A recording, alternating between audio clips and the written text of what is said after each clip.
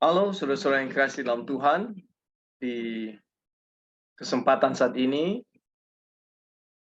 saya mengucap syukur secara pribadi kita boleh sama-sama lagi bertemu, dikumpulkan lagi, dan kita akan melanjutkan pelajaran kita dari buku Glad Tidings atau Kabar Kesukaan dari chapter 3. Dan kemarin selamat pagi sudah ada pertemuan yang ke-10 ya. Dan saat ini kita lanjut lagi pertemuan yang ada di judul Perjanjian Diteguhkan. Nah, sebelum kita lanjut dari Bible study kita ini, saya mau sapa saudara-saudara di Amerika, selamat sore yang di Amerika. Ya, selamat pagi yang di Indonesia, selamat Sabat buat yang di Amerika saat ini hari Sabat. Kita akan berdoa untuk Bible study pagi hari ini. Kita satu di dalam doa. Bapa di surga, dipuji dimuliakan namamu, Engkau yang bertahta di dalam kerajaan surga dengan segala kemuliaan dan kebesaran-Mu. Kami naikkan ucapan syukur banyak terima kasih di waktu ini Engkau izinkan kami bersama-sama lagi berkumpul untuk melanjutkan pelajaran kami tentang Injil, kebenaran tentang iman yang sesungguhnya, tentang keselamatan kami.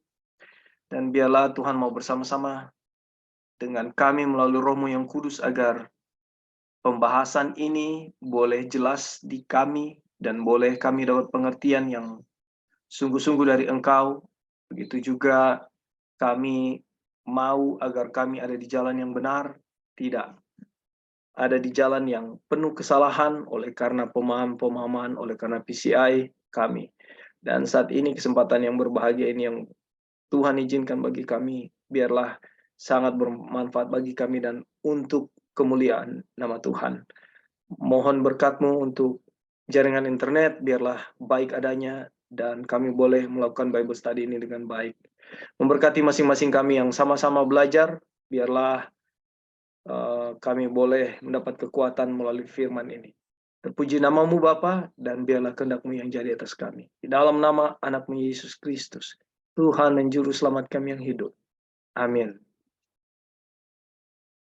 Oke, saudara-saudara, kemarin sedikit review ya. Kemarin kita bahas tentang janji yang tidak dapat dibatalkan, ya, perjanjian dari janji-janji, lalu apalagi suatu warisan tanpa kutuk.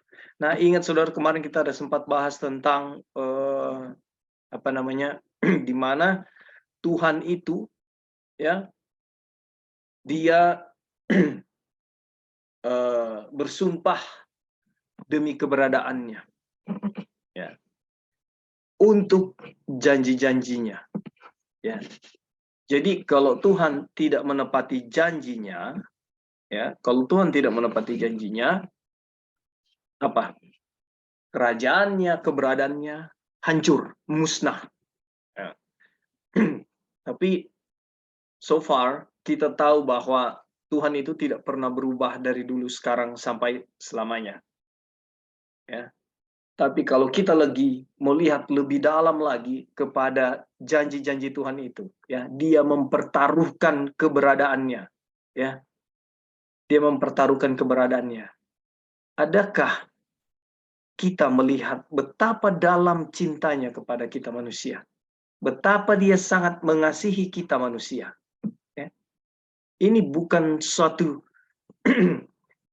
hal yang main-main, ya. Dia mempertaruhkan, ya, Dia mempertaruhkan keberadaannya sebagai Tuhan, kerajaannya, malaikat-malaikatnya, ya, hanya untuk janji keselamatan bagi kita, ya. Dan di kutipan-kutipan berikut di bawah ini, ya, itu sangat sangat lebih lagi memberikan kekuatan. Kenapa saya bilang begitu? Karena lebih intens lagi dia ulang-ulang tentang keselamatan melalui iman, keselamatan hanya melalui iman, keselamatan hanya melalui iman. Dan ingat ya, janji atau sumpah Tuhan apa? Diteguhkan, ya. Kalau di atas ini kita lihat judulnya, perjanjian diteguhkan. Diteguhkan dengan apa? Diteguhkan dengan sumpah Tuhan. Itu sumpah. Tuhan bersumpah, ya.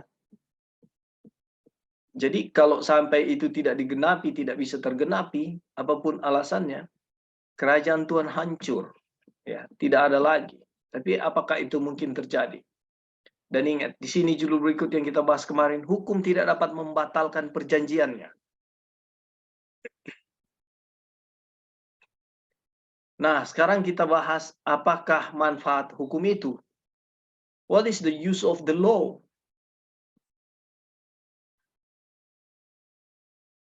Ya. Inilah pertanyaan yang ditanyakan Rasul Paulus dalam ayat 19. Keduanya dengan maksud mengantisipasi bantahan orang-orang antinomia maupun agar ia dapat lebih tegas menunjukkan tempat hukum di dalam Injil. Ini yang tadi kita bahas ya sebelum kita mulai Bible study. Brother Ebing kan bilang tentang hukum dan Injil. Ini yang Rasul Paulus bilang, ya, agar lebih tegas menunjukkan tempat hukum Taurat di dalam Injil. Pertanyaan ini merupakan suatu pertanyaan yang sangat wajar karena warisan itu seluruhnya berdasarkan janji dan suatu perjanjian yang disahkan tidak dapat diubahkan. Ini yang kita bahas kemarin ya.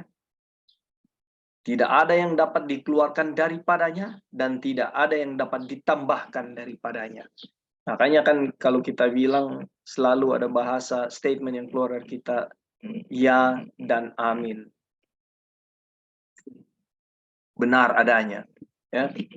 Dan tidak dapat ditambahkan, tidak dapat dikurangkan. Mengapa hukum Taurat itu muncul 430 tahun kemudian? Kalau demikian, apa maksud hukum Taurat? Nah, lebih jelas lagi, mengapa ada hukum Taurat? Apa urusan hukum itu? Apa perannya? Apa gunanya? Nah, kita lihat dia punya pertanyaan jawaban di sini ya. Ia ditambahkan oleh karena pelanggaran-pelanggaran saudara dan saya. Hendaknya dimengerti bahwa datangnya hukum Taurat di Sinai bukanlah permulaan keberadaannya. Jadi waktu hukum diturunkan di Sinai itu bukan permulaannya. Jadi hukum Taurat itu sudah ada pada zaman Abraham dan dipelihara oleh Abraham. Nah, Tuhan menguji anak-anak Israel, apakah mereka akan memelihara hukumnya atau tidak. Nah, lebih dari sebulan ya sebelum hukum itu diucapkan dari atas gunung Sinai. Jadi hukum sudah ada sebelumnya. Oke, dari pertanyaan tadi di atas serta jawabannya ada yang mau kasih tambahan saudara-saudara? Apa manfaat hukum? Ya, jawabannya hukum ditambahkan oleh karena pelanggaran-pelanggaran kita. Ada tambahan di sini? Halo, brother. Ya, Pendeta Erik silakan. Oke, baik. Terima kasih untuk kesempatan. Jadi, izinkan saya untuk menambahkan dengan ayat-ayat ya. Tapi, bolehkah ada yang membacakan untuk ayat-ayat yang saya ingin angkat di dalam apa yang dapat saya tambahkan sehubungan dengan manfaat ya dari hukum. Yang pertama, terdapat dalam Roma pasalnya yang kelima ya, ayatnya yang ke-13. Roma pasal 5 ayat 13. Kedengaran, brother? Roma Suara 5 saya? ayat 13 ya. Kedengaran? Oke, baik ya. Ini Roma 5 ayat 13. Sebab sebelum hukum Taurat ada, telah ada dosa di dunia. Tetapi dosa tidak diperhitungkan kalau tidak ada hukum Taurat. Iya. Jadi yang pertama, ya, dosa diperhitungkan ketika hukum Taurat itu diberikan. Nah, hukum Taurat ini diambil dari kata nomos, dan itu menunjuk kepada 10 hukum. Jadi 10 hukum itu kemudian diberikan ya untuk menyatakan bahwa menyatakan dosa itu lebih jelas keadaannya adalah dosa ya. Jadi kata diperhitungkan itu menjelaskan tentang itu. Kemudian yang kedua di dalam Roma pasal 7 ayat yang ke-7. Roma pasal 7 ayat yang ke-7. Sorry, ulangnya brother. Yang kedua adalah Roma pasal 7 ayat yang ke-7. Kita tahu bersama-sama ayat ini ya. Kita sering melihat dan membacanya. Boleh brother bacakan Roma 7 ayat Jadi 7? selama suaminya hidup, ia dianggap Roma bersih. Roma 7 ayat 7 brother. Roma 7 ayat 7. Ya. Jika demikian, apakah yang hendak kita katakan? Apakah hukum Taurat itu dosa? Sekali-kali tidak. Terus Oke, sebentar ya. Sebentar, brother. Soalnya sampai ayat berapa? 8 ya. ayat 7 ayat 7 saja. Jika Ayat demikian, 7 saja. apakah yang hendak kita katakan? Apakah hukum Taurat itu dosa? Sekali-kali tidak. Sebaliknya, justru oleh hukum Taurat, aku telah mengenal dosa. Karena aku juga tidak tahu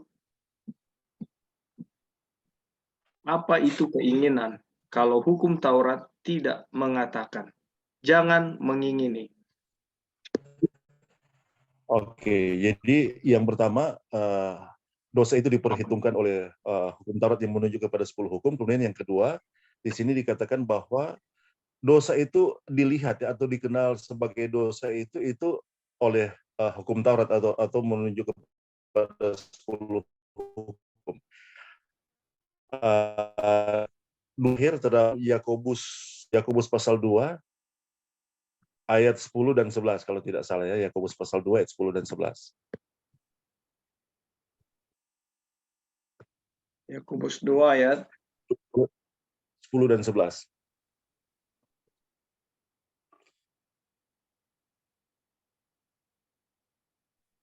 sorry ya, soalnya kita pakai apa di sini? Google.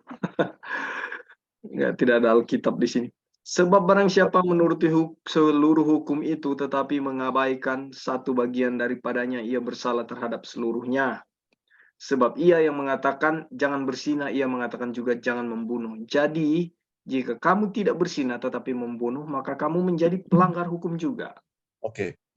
Oke, jadi bagian yang ketiga ini menyatakan bahwa dari mana kita mengetahui bahwa kita berdosa itu melalui hukum Taurat ya, yang menunjuk kepada 10 hukum. Dan kita mengetahui bahwa kita melanggar itu juga dijelaskan lewat 10 hukum itu sendiri. Jadi memang 3 ayat ini menyatakan bahwa dosa dilihat keadaannya itu sebagai dosa, itu dinyatakan oleh 10 hukum, seperti itu ya. Kemudian dosa diperhitungkan sebagai dosa dinyatakan oleh 10 hukum. Kemudian kita mengetahui dosa adalah dosa, itu dinyatakan oleh 10 hukum ya. Kemudian kita mengetahui bahwa kita melanggar, itu dinyatakan juga oleh 10 hukum. Jadi di sini bahwa 10 hukum itu kemudian yang menyatakan keadaan dosa itu memang benar-benar orang lihat sebagai dosa ya, dan kemudian merujuk kepada pelanggaran terhadap hukum-hukum Allah atau 10 hukum. Nah, ada satu lagi ayat yang sering orang angkat ya, yang menjelaskan tentang definisi dosa, yang di dalam 1 Yohanes pasalnya yang ketiga ayat 4, di sana dikatakan bahwa dosa adalah pelanggaran terhadap hukum Allah ya. Nah, kata pelanggaran atau frase pelanggaran hukum Allah di situ diambil dari kata anomia. Jadi anomia itu adalah keadaan yang tanpa hukum atau tidak mengakui hukum atau menghina hukum atau juga melanggar akan hukum ya. Jadi sini jelas ya bahwa fungsi dan kegunaan hukum berdasarkan penjelasan dari ayat-ayat ini menyatakan tentang bahwa hukum itu menyatakan dosa, kemudian keadaan dosa itu memang dilihat sebagai dosa ya, bukan Ya. sebagai dosa. Kita melihat dari hukum itu sendiri. Kemudian memang kata apa itu hukum Taurat itu sekali lagi diambil dari kata nomos, tapi nomos yang menuju kepada 10 perintah Allah atau 10 hukum Allah. Kemudian sekali lagi ya, melalui nomos itu atau 10 hukum Allah, dosa itu sangat jelas dinyatakan keadaannya sebagai dosa, dan kemudian kita memahami, kita mengetahui bahwa hukum kemudian menyatakan bahwa kapan kita melanggar itu sekali lagi ya oleh hukum itu sendiri. Nah, yang paling terakhir adalah di dalam Galatia pasal 3 ini, Paulus menggunakan kata pedagogis ya. Kata pedagogis itu adalah kalau diterjemahkan itu schoolmaster atau penuntun pembimbing yang kemudian akan terus melakukan tugas dan fungsinya sebagai penuntun dan pembimbing ya untuk menyatakan dosa dan akan terus menuntun kita sampai kepada Kristus. Jadi hukum akan menjadi penuntun dan pembimbing, fungsinya seperti itu, dan kemudian menyatakan dosa adalah dosa, sebagaimana yang telah dinyatakan melalui 10 perintah Tuhan itu sendiri, dan kemudian pada akhirnya dia akan terus menuntun kita. Fungsinya sekali lagi ya, dia akan terus menjadi penuntun, pembimbing bagi kita ketika kita melihat, ketika memahami, dan ketika kita mengetahui, mengakui bahwa kita berdosa, kita akan terus dituntun oleh hukum itu kepada Kristus dan untuk menerima pengampunan ya, dan untuk menerima jaminan keselamatan. Oke, mungkin itu bro yang bisa ditambahkan, dan teman-teman yang lain terima kasih untuk kesempatan. Terima kasih Pastor Erik untuk tambahannya. Additional verses ya, ayat-ayat tambahan yang disertakan.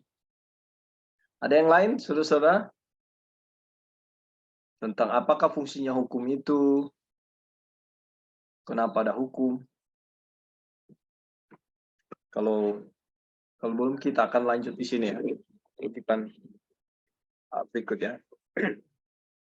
It was added, itu ditambahkan. Kata ditambahkan yang ditunjukkan di sini sama dengan diucapkan yang ditunjukkan dalam Ibrani 12 ayat 19. Mereka yang mendengarnya memohon supaya jangan lagi berbicara kepada mereka. Ini adalah perkataan yang sama yang terdapat dalam Septuaginta ketika menerjemahkan Ulangan 5 ayat 22 ya. Di mana kita membaca bahwa Tuhan mengucapkan 10 firman itu dengan suara yang dahsyat dan tidak ada lagi yang ditambahkannya. Jadi kita dapat menjawab pertanyaan, apakah maksud hukum Taurat? Demikian, ia diucapkan oleh karena pelanggaran-pelanggaran itu adalah teguran bagi dosa. Tadi juga sudah disinggung oleh Brother Erik ya. Jadi ia diucapkan oleh karena hukum-hukum diucapkan atau ditambahkan oleh karena pelanggaran-pelanggaran itu adalah teguran bagi dosa-dosa. Kita karena pelanggaran-pelanggaran. Ini juga sudah disinggung tadi oleh Brother Erik. Tetapi hukum Taurat ditambahkan supaya pelanggaran menjadi semakin banyak, Roma 5:20. Dengan kata lain, supaya oleh perintah itu, dosa lebih nyata lagi keadaannya sebagai dosa. Ya, bukan kalau kita Roma 5:20 ini kalau kita baca secara vulgar, ya, ditambahkan supaya pelanggaran menjadi semakin banyak, ini tidak kelihatannya kok kenapa lebih banyak ya ketika hukum Taurat ternyata ini hukum itu lebih nyata ya, supaya oleh perintah itu dosa lebih nyata lagi keadaannya sebagai dosa. Nah, hukum itu diberikan dalam suasana keagungan yang paling mengerikan sebagai suatu amaran kepada anak-anak Israel bahwa oleh ketidakpercayaan mereka berada dalam bahaya akan kehilangan warisan yang dijanjikan itu. Ketika baca seperti ini, saudara-saudara, alam pikiran saya dibawa kepada saya berada di zaman itu dan saya tidak dapat membayangkan kengerian ya, di mana kemuliaan Tuhan waktu dinyatakan. Kenapa ngeri? Karena kita orang berdosa. Nah, mereka tidak seperti Abraham, percaya pada Tuhan dan segala sesuatu yang tidak berdasarkan iman adalah dosa. Statement yang sangat populer ya. Tetapi warisan itu telah dijanjikan melalui pembenaran oleh iman. Ya. Itulah sebabnya orang-orang Yahudi tidak percaya, tidak dapat menerimanya. Atau kalau kita tidak percaya, kita tidak dapat menerimanya. Jadi hukum itu diucapkan kepada mereka untuk meyakinkan mereka bahwa mereka tidak memiliki kebenaran yang dibutuhkan untuk memiliki warisan itu. Tidak ada yang tidak ada yang harus saudara-saudara lakukan supaya dapat warisan. Dua pertemuan yang lalu sudah disinggung oleh Brother Ebing. Ya. Untuk mendapatkan warisan itu, saudara tidak perlu bujuk Tuhan supaya dapat. Artinya tidak ada satu kebenaran yang dibutuhkan supaya saudara bisa memiliki warisan itu.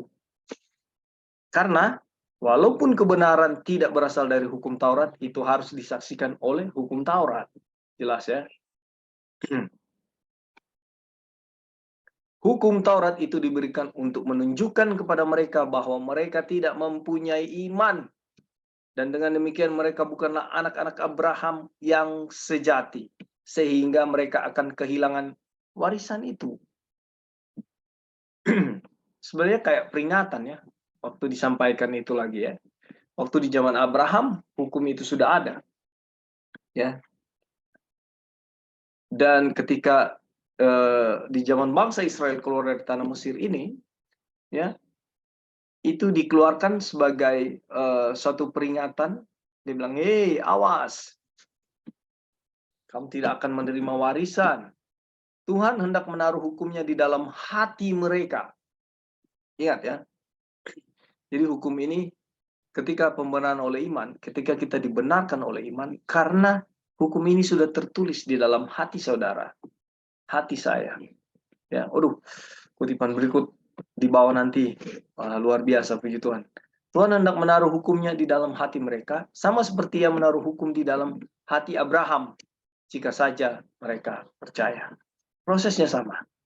Tetapi sementara mereka tidak percaya dan masih tetap mengaku sebagai waris perjanjian itu, maka perlulah menunjukkan kepada mereka dengan cara yang paling nyata bahwa ketidakpercayaan mereka itu dosa. Jadi kalau jelas segala sesuatu yang tanpa iman adalah dosa. Ya. Kalau kita tidak percaya kepada Tuhan, itulah dosa kita yang juga sedang ditanggung oleh Tuhan. Hukum itu diucapkan oleh sebab pelanggaran, atau dengan kata-kata yang lain, oleh sebab ketidakpercayaan banyak orang. Saudara-saudara, ada tambahan di sini, di judul ini, karena pelanggaran-pelanggaran. Ya, silakan. Ya, jadi di sini kita bisa lihat ya bahwa bagaimana Wagener ya memposisikan hukum itu tepat pada tempatnya dengan perjanjian Tuhan. Dan ini sangat penting. Kenapa? Mengingat bahwa pelajaran tentang perjanjian kasih karunia Tuhan ini begitu banyak diselewengkan. Jadi ada orang ya yang belajar pembenaran oleh iman, ya pada akhirnya itu tidak lagi mengindahkan hukum Tuhan gitu atau meremehkan hukum Tuhan, ya. Jadi di dalam pelajaran ini kita lihat dengan sangat jelas ya bahwa sekalipun hukum itu tidak akan bukan hukum ya yang menyelamatkan, tapi hukum itu perlu dinyatakan untuk menyatakan bahwa orang berdosa ya atau kita yang berdosa, kita ini yang sedang melakukan dosa atau yang tidak percaya, ini sedang melakukan sesuatu yang menyebabkan kehilangan warisan gitu. Jadi teman-teman, hukum itu sangat penting ya, sangat penting untuk menyatakan bagaimana status kita di hadapan Tuhan gitu. Dan ini sangat penting. Sama seperti bangsa Israel ya. Mereka yakin sekali bahwa mereka itu akan memiliki tanah perjanjian, padahal mereka hidup di dalam dosa. Dan hukum itu perlu diucapkan supaya ini mau binasa gitu. Kenapa? Karena tidak lagi percaya kepada Tuhan. Jadi ketidakpercayaan kepada Tuhan pasti akan diikuti dengan pelanggaran atau dia berbanding lurus ya. Dan kalau kita hidup benar, ya, hidup yang sesuai dengan hukum Tuhan, pasti hidup percaya dengan Tuhan. Ya, hidup itu karena kita percaya kepada Tuhan. Jadi orang benar itu akan hidup oleh iman, akan dibawa selaras, akan disaksikan oleh hukum, selaras dengan hukum Tuhan. Oke, itu aja dulu. Terima kasih. Terima kasih, Brother Ebing, tambahannya. Ada tambahan yang lain, saudara-saudara? Tentang hal tidak percaya. Halo, brother. Halo. Ya, silakan. Oke, baik, terima kasih. Jadi kita ingin menekankan kembali ya tentang ayat-ayat yang menjelaskan tentang guna dari hukum itu. Jadi memang yang pertama tadi bahwa hukum itu Roma 5:3 memperhitungkan dosa ya. Dosa diperhitungkan oleh hukum, kemudian kita mengenal dosa lewat hukum, kemudian kita mengetahui bahwa kita melanggar oleh karena hukum. Seperti itu ya. Tapi kemudian memang kita melihat bahwa kenapa dosa itu muncul ya. Itu muncul oleh karena ketidakpercayaan. Ya, sebagaimana yang ditekankan tadi oleh Wajoner, oleh karena ketidakadanya iman, seperti itu ya. Jadi ketika tidak percaya, maka dosa itu muncul ya. Kemudian dia berkuasa dan kemudian dia dimanifestasikan. Dan kemudian yang menarik ketika Yesus datang, kemudian Yesus memberikan arti yang lebih dalam tentang dosa itu yang dijelaskan lewat hukum ya, bahwa dosa itu di dalam keadaannya yang sebenarnya itu ketika seorang itu diperhitungkan membunuh ya, bukan nanti dia membunuh secara fisik ya, tapi kemudian ketika ada perasaan atau emosi ya, marah, dia sama dengan membunuh ya. Kemudian keadaan berzina itu bukan hanya nanti berhubungan fisik dengan suami atau istri orang lain ya, tapi ketika ada pikiran dan perasaan yang muncul yang kemudian pada akhirnya menjelaskan tentang bahwa kita sementara melanggar ya di dalam keadaan dosa itu. Dan memang itu sekali lagi itu terjadi oleh karena ketidakpercayaan ya, ketidakpercayaan. Jadi memang kalau bisa dikatakan dasar atau ibu dari segala dosa adalah kenapa dosa itu dinyatakan itu oleh karena ketidakpercayaan. Jadi ketika kita percaya, maka sesungguhnya ya dosa itu tidak akan lagi berkuasa dan kemudian dosa itu tidak akan lagi dimanifestasikan. Dan ini yang menjadi dasarnya dari semua penjelasan tentang iman, tentang kasih karunia ya. Karena ataupun Injil itu sendiri ya, karena kalau memang di sana orang abaikan dosa atau dosa orang anggap lagi tidak berguna atau tidak berlaku, maka sesungguhnya tidak ada penjelasan iman ya, maka sesungguhnya tidak ada penjelasan tentang Injil, maka sesungguhnya tidak ada penjelasan tentang pembenaran. Karena memang ini yang menjadi dasar ya, bahwa kita harus memahami kenapa kita dibenarkan, kenapa kita diselamatkan melalui Injil ya, kemudian kenapa kita memiliki iman. Itu dijelaskan melalui guna ya atau fungsi dari hukum Taurat. Nah, kegagalan dari teman-teman kita yang ada di luar sana ya, yang menyatakan bahwa mereka diselamatkan oleh iman, kemudian mereka diselamatkan oleh kasih karunia di luar hukum, sehingga mereka tidak lagi memiliki semacam dasar kebenaran atau dasar kekudusan untuk berpijak. Jadi memang sepertinya ya mereka bisa mengasihi ya, tapi ketika tidak didasarkan pada prinsip hukum itu sendiri ya, sehingga ada mungkin hal-hal yang mereka bisa rasionalisasikan ya, sesuatu bahkan dosa itu sendiri sebagai sesuatu yang baik ya, yang dilahirkan oleh kasih. Misalnya menolong untuk orang lain dengan kita mungkin melakukan pelanggaran hukum, tapi bagi mereka itu tidak masalah ya. Kita mencuri, yang penting kita melakukan kebaikan, misalnya ada money laundry dan sebagainya, sehingga kemudian pada akhirnya tidak ada lagi yang jelas ya menjelaskan tentang kebenaran atau kasih karunia itu sendiri atau iman itu sendiri. Dan kita bersyukur bahwa di dalam pekabaran ini ya menempatkan hukum itu pada posisinya yang sebenarnya, sehingga kita bisa melihat ya, indahnya Injil itu, indahnya pembenaran itu ya, indahnya kasih karunia itu melalui hukum itu sendiri, sehingga kita akan terus dibimbing dan dituntut di dalam jaminan kepastian ya, itu akan terus menjadi bagian kita. Oke, terima kasih brother. Mungkin itu yang bisa ditambah. Terima kasih Pastor Erik untuk tambahannya. Oke, masih ada teman yang lain, saudara? Halo, Pak Dosen. Ya, Boleh silakan. ada tambahan sedikit? Ya, Jadi kalau pada saat ini kita belajar tentang hukum itu, puji Tuhan sekali ya, maksudnya itu satu berkat karena kalau kita mengerti dengan benar, dengan jelas, sama seperti yang Pastor Erik bilang tadi, posisi dari hukum, kita kan akan melakukan hukum itu bukan sebagai beban ya.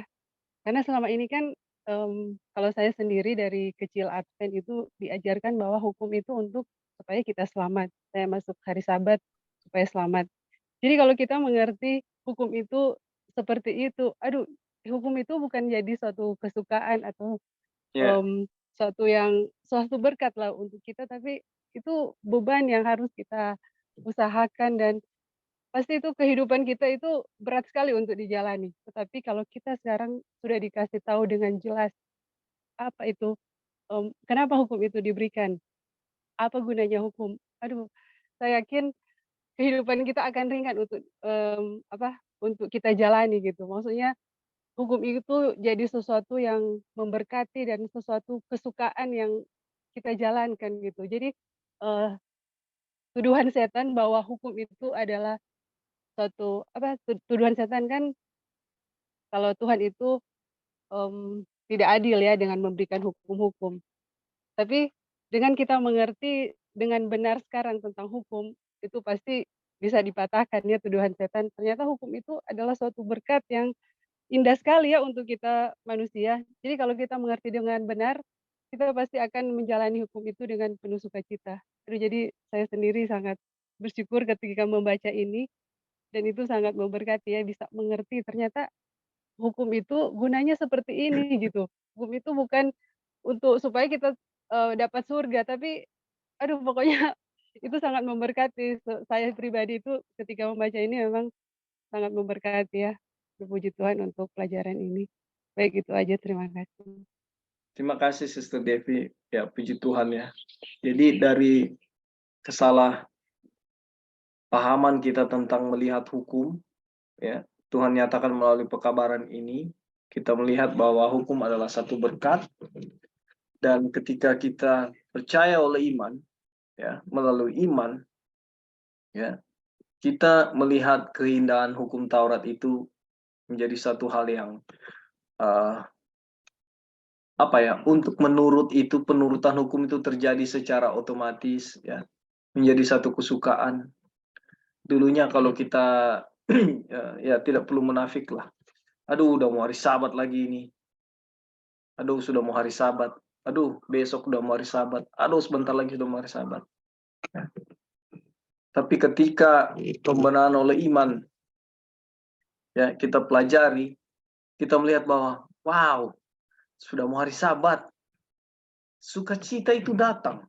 Ya. Jadi hukum itu tidak jadi satu beban, tapi menjadi satu kesukaan. Ya.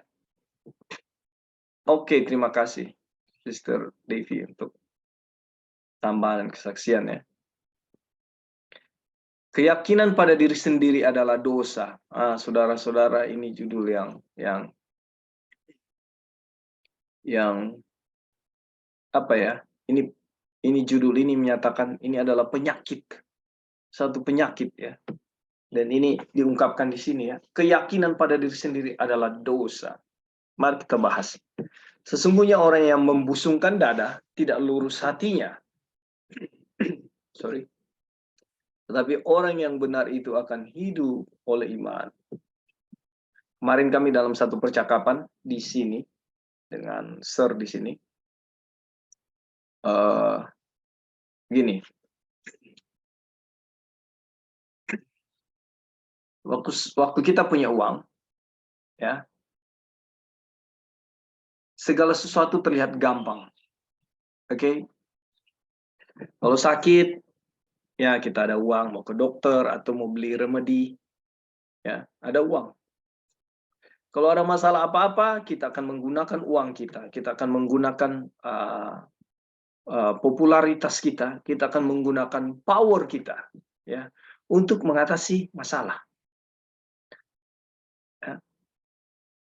Tetapi cenderung kita tidak akan atau jarang sekali menggunakan lutut kita untuk suatu masalah. Habakuk 2 ayat 24. Orang yang membusungkan dada tidak lurus hatinya, tapi orang yang benar itu akan hidup oleh iman. Apakah ketika kita diberkati secara finansial, ya, oleh harta atau kekuasaan, apakah kita akan hidup tetap, ya, atau akan hidup oleh iman? Ini menjadi satu apa namanya, hal yang bisa menjadi satu pertanyaan, bisa menjadi satu, kalau mau dibilang tantangan, kurang tepat ya. Karena kalau kita bicara iman kepada Kristus, ini iman Kristus, bukan iman kita. Tapi kita lihat lanjut. Orang Israel penuh dengan keyakinan atas diri sendiri dan ketidakpercayaan kepada Tuhan. Terbalik. Sebagaimana nyata dari persungutan mereka terhadap pimpinan Tuhan dan anggapan terhadap kemampuan mereka untuk melakukan segala sesuatu yang dituntut Tuhan atau menggenapi janji-janjinya. Mereka memiliki roh seperti keturunan mereka yang bertanya, apakah yang harus kami perbuat supaya kami mengerjakan pekerjaan yang dikehendaki Tuhan? Mereka begitu buta terhadap kebenaran Tuhan, sehingga mereka mengira bahwa mereka dapat mendirikan kebenaran mereka sendiri yang sebanding. Ini term yang sering kita pakai, ya. Keyakinan pada diri sendiri adalah dosa. Ya, kita sering pakai self-righteous. Kebenaran diri.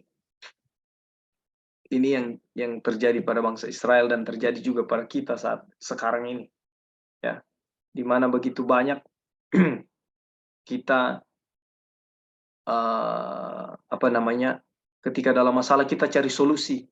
Ya, kemarin kita bahas Tuhan Yesus itu yang menjadi permasalahan. Tuhan Yesus itu, ya, sebagian orang merasa dirinya harus benar supaya dia diselamatkan. Ya, kebenarannya diusahakan. Sebagian orang membuat Tuhan Yesus itu sebagai apa namanya, partner, ya, yang berarti untuk keselamatan dia. Sebagian orang menganggap bahwa ya hanya dia punya diri sendiri, ya, yang harus melakukan, ya, dan tidak ada Yesus. Nah, kita datang ke sini di mana memang diri yang sangat ditonjolkan. Pertanyaannya, apakah setelah kita belajar ini, dapatkah saudara dan saya melihat bahwa keselamatan hanya melalui Yesus Kristus? Apakah ayat yang bilang, akulah jalan keselamatan dan hidup itu akan benar-benar nyata bagi saudara dan saya setelah kita belajar ini? Apakah kita disanggupkan untuk melihat kebenaran itu? Atau ketika kita di pertemuan kemarin, ya, 2 pertemuan yang lalu dibahas, ataukah kita membuat Yesus sebagai bukan yang utama, ya, tetapi diri kita yang utama dalam mengerjakan keselamatan. Tapi Tuhan Yesus itu sebagai pembantu yang sangat berarti, membantu kita, ya. Ingat saudara-saudara, ketika posisi-posisi ini kita buat dengan pemikiran kita sendiri, dengan pemahaman kita sendiri, itu disebut kebenaran diri sendiri. Saudara, oh iya, Tuhan Yesus yang menyelamatkan, Tuhan Yesus jalan satu-satunya, ya. Dia jalan kebenaran hidup. Tapi pada proses hal mengerjakan keselamatan, ya Tuhan yang bantu saya. Ya, Kita tidak pernah mengakui bahwa Dia yang mengerjakan di dalam diri kita. Jadi harus ada yang saya lakukan, yang membantu saya Tuhan Yesus. Tipis sekali, sangat tipis saudara. Bahwa meletakkan Tuhan sebagai yang utama. Percaya dengan iman bahwa Dia yang mengerjakan keselamatan di dalam diri saya, di dalam diri saudara. Percaya dengan iman bahwa Dia yang mengerjakan, bukan saudara ada andil, bukan saudara ada bagian. Ya. Percaya dengan iman, ya, bahwa kita ini bukan apa-apa, kita ini debu. Ya. Memiliki iman Kristus, ya. Sehingga apa? Meletakkan kesombongan kita di dalam debu. Meletakkan kebenaran kita di dalam debu. Yesaya 64 ayat 6. Kebenaran kita kain lara di mata Tuhan. Kalau Dia sudah bilang begitu, apalagi kredit yang ada di dalam diri kita, saudara.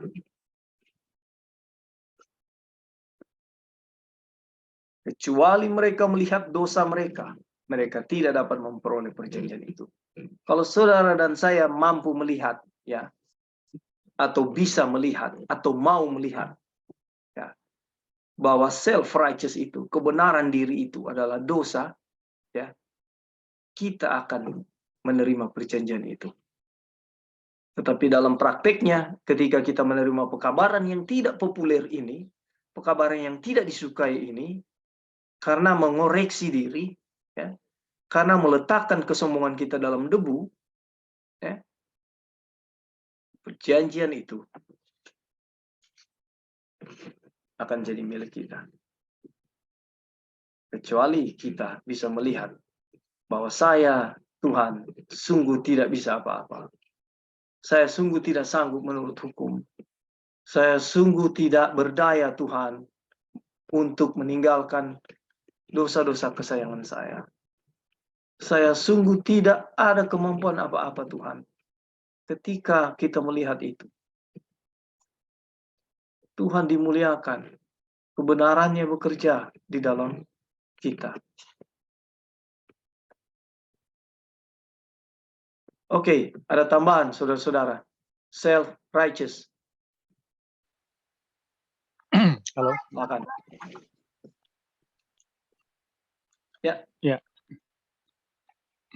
Kalau mempelajari ya, membaca ya bagian ini, maka kita bisa lihat ya bahwa sebenarnya manusia dengan segala keberadaannya tidak akan pernah bisa mencapai rencana Tuhan.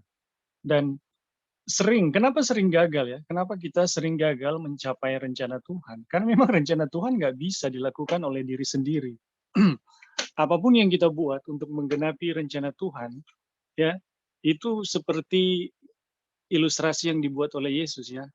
Kain yang ditambal sulam selalu robek ya, dengan kain yang baru dengan kain yang lama. Itu tidak mungkin terjadi. Jadi dengan memahami hal ini, sebenarnya kita disadarkan bahwa kita nggak perlu ya, kita nggak perlu ya bersungut ataupun marah-marah kalau ada harapan-harapan yang tidak terjadi gitu. Karena memang tidak akan pernah terjadi dengan segala upaya yang kita buat. Ya, keadaan-keadaan yang tidak sesuai dengan ekspektasi ya kita, dengan tidak sesuai dengan harapan kita, yang tidak di dalam kontrol kita, itu seharusnya membawa kita untuk kembali kepada Tuhan. Kita melihat bahwa hanya Tuhan yang bisa membawa kita kepada tujuan. Hanya Tuhan yang bisa membawa kita kepada apa yang diharapkan, apa yang direncanakan Tuhan. Nah, ketika ini terjadi, teman-teman, maka kita akan merasakan bagaimana berkat Tuhan itu terjadi. Karena memang hanya demikian ya caranya. Kita tergantung sepenuhnya kepada Tuhan. Tapi ketika kita mulai bergantung kepada diri sendiri atau merasa diri cukup baik, ya, diri cukup baik, itulah sebabnya kita bersungut, kita jadi uring-uringan, kita marah-marah. Kenapa? Karena diri sudah terlibat dan kita tidak menggunakan Tuhan sebagai kekuatan satu-satunya ya untuk menyelesaikan setiap masalah. Nah, itu yang pertama. Yang kedua adalah ada poin tadi mengenai kecuali kita melihat dosa kita, maka kita tidak akan mendapatkan perjanjian ya. Tadi dikatakan ya di bacaan yang sudah dibaca tadi. Ini teman-teman kita bisa menyadari ya, kenapa Laodikia itu telah diberikan hal yang terbaik ya dari Tuhan. Laodikia itu telah diberikan segalanya yang terbaik ya dari Tuhan. Tetapi Laodikia itu tetap miskin, buta, malang, dan telanjang. Kenapa demikian? Karena Laodikia merasa dirinya cukup gitu. Dirinya cukup, tidak kekurangan apa-apa. Jadi kenapa penting kesadaran dosa ya sebelum kita maju di dalam jalan keselamatan atau di dalam rencana-rencana keselamatan? Karena Tuhan ya, ini kalau kita baca selanjutnya, Tuhan hanya bisa membenarkan kita kalau kita insaf terhadap dosa. Perjanjian keselamatan itu hanya bisa terjadi kepada kita kalau kita insaf terhadap dosa. Nah, ini sangat penting. Kenapa? Karena keinsafan terhadap dosa ini adalah sebuah sikap pengakuan bahwa saya tidak berdaya, ya. Saya sangat membutuhkan Yesus sebagai juru selamat. Tetapi teman-teman, bagaimana kalau kita nggak insaf? Artinya saya cukup dengan diri dan segala yang bisa saya buat. Ya, jadi kenapa keinsafan terhadap dosa itu penting? Ini adalah sebuah pengakuan kita terhadap otoritas dan kemakuasaan Tuhan, ya, dan pernyataan bahwa kita sangat-sangat membutuhkan Yesus sebagai juru selamat. Oke, terima kasih, itu aja dulu. Terima kasih, Brother Ebing. Saudara-saudara masih ada tambahan yang lain Halo. tentang self-righteous? Ya, Pastor Erik. Halo. Oke, baik. Jadi keyakinan atas diri sendiri ya adalah dosa. Oke. Jadi Wajunar mengutip dari Habakuk 2 ayat 4. Boleh Brother lebih jelas untuk Habakuk 2 ayat 4? Oke, baik, terima kasih. Jadi memang ayat ini sangat jelas ya, menjelaskan tentang self-righteous itu sendiri. Dan itu dinyatakan lewat Habakuk 2 ayat 4 ini. Ya. Sesungguhnya orang yang membusungkan dada, ini bisa saja orang yang membusungkan dada ini kita gantikan dengan orang yang percaya kepada dirinya sendiri, atau membenarkan dirinya sendiri, atau bisa juga dikatakan orang yang membusungkan dada itu adalah orang sombong ya, seperti itu, tidak lurus hatinya. Dan memang itu yang menjadi original of sin kalau kita bisa katakan seperti itu ya. Ketika Alkitab memberikan definisi hamartia yang diartikan tidak kena sasaran ya. Ini sesungguhnya oleh karena hati yang seperti ini ya, atau sifat yang seperti ini. Dan memang kita melihat awal dosa itu muncul, itu sesungguhnya kalau dijelaskan di dalam Yesaya pasal 28 ya, yang muncul di pikiran dari Lucifer, itu memang awalnya dia ingin menyamai yang maha tinggi ya, atau ada keyakinan diri ya, ada kebenaran diri yang bisa dia tonjolkan dan andalkan sehingga dia bisa menyamai yang maha tinggi, dan kemudian pada akhirnya dia jatuh. Dan dosa ini juga sama ya, ditularkan kepada Adam. Kalau kita lihat ya, bahwa ketika Lucifer berkata kepada Hawa, sesungguhnya sekali-sekali engkau tidak akan mati, tapi engkau akan menjadi seperti Allah.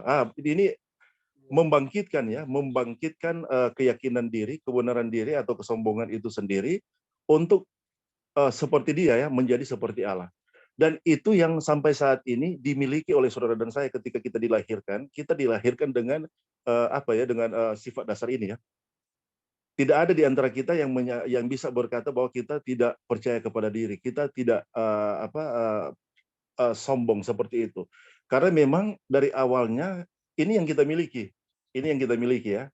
Dan ketika dia masuk di semua pemahaman ya, atau semua pengetahuan atau semua keyakinan, ini juga yang dimunculkan. Contohnya, misalnya dia masuk di ilmu pengetahuan ya, orang akan semakin sangat bangga ketika dia semakin tinggi pendidikannya. Ini hanya contoh ya, oh, kita sarjana, kita S2, kita S3, kita profesor seperti itu. Dan kemudian luar biasa ya, membusungkan dada oleh karena gelar, oleh karena status, oleh karena pendidikan yang tinggi. Kemudian dia masuk di agama kekafiran ya. Ketika dia masuk di agama kekafiran ya, ada satu keyakinan ya di agama kekafiran yang menjelaskan tentang keadaan moksa ya. Moksa itu adalah keadaan ilahi, keadaan transenden yang bisa dicapai oleh kemanusiaan. Ini luar biasa, ini kembali kepada penipuan setan ya. Setan membangkitkan kesombongan itu untuk berada dalam keadaan itu lewat agama-agama kekafiran. Nah, kemudian ketika dia masuk ke agama legalisme ya, yang dimunculkan oleh agama Farisi ya, agama Yahudi Farisi. Nah, itu juga membangkitkan atau bisa dikatakan juga bisa dikatakan seperti apa ya? Dia seperti, minta maaf ya, seperti binatang kemudian yang diberi makan, kemudian dia akan semakin besar dengan pemahaman ini, dengan pandangan ini. Nah, pemikiran tentang ketika kita dapat menurut ya, yang menurut hukum, kemudian pada akhirnya kita diselamatkan, ini sesungguhnya memberi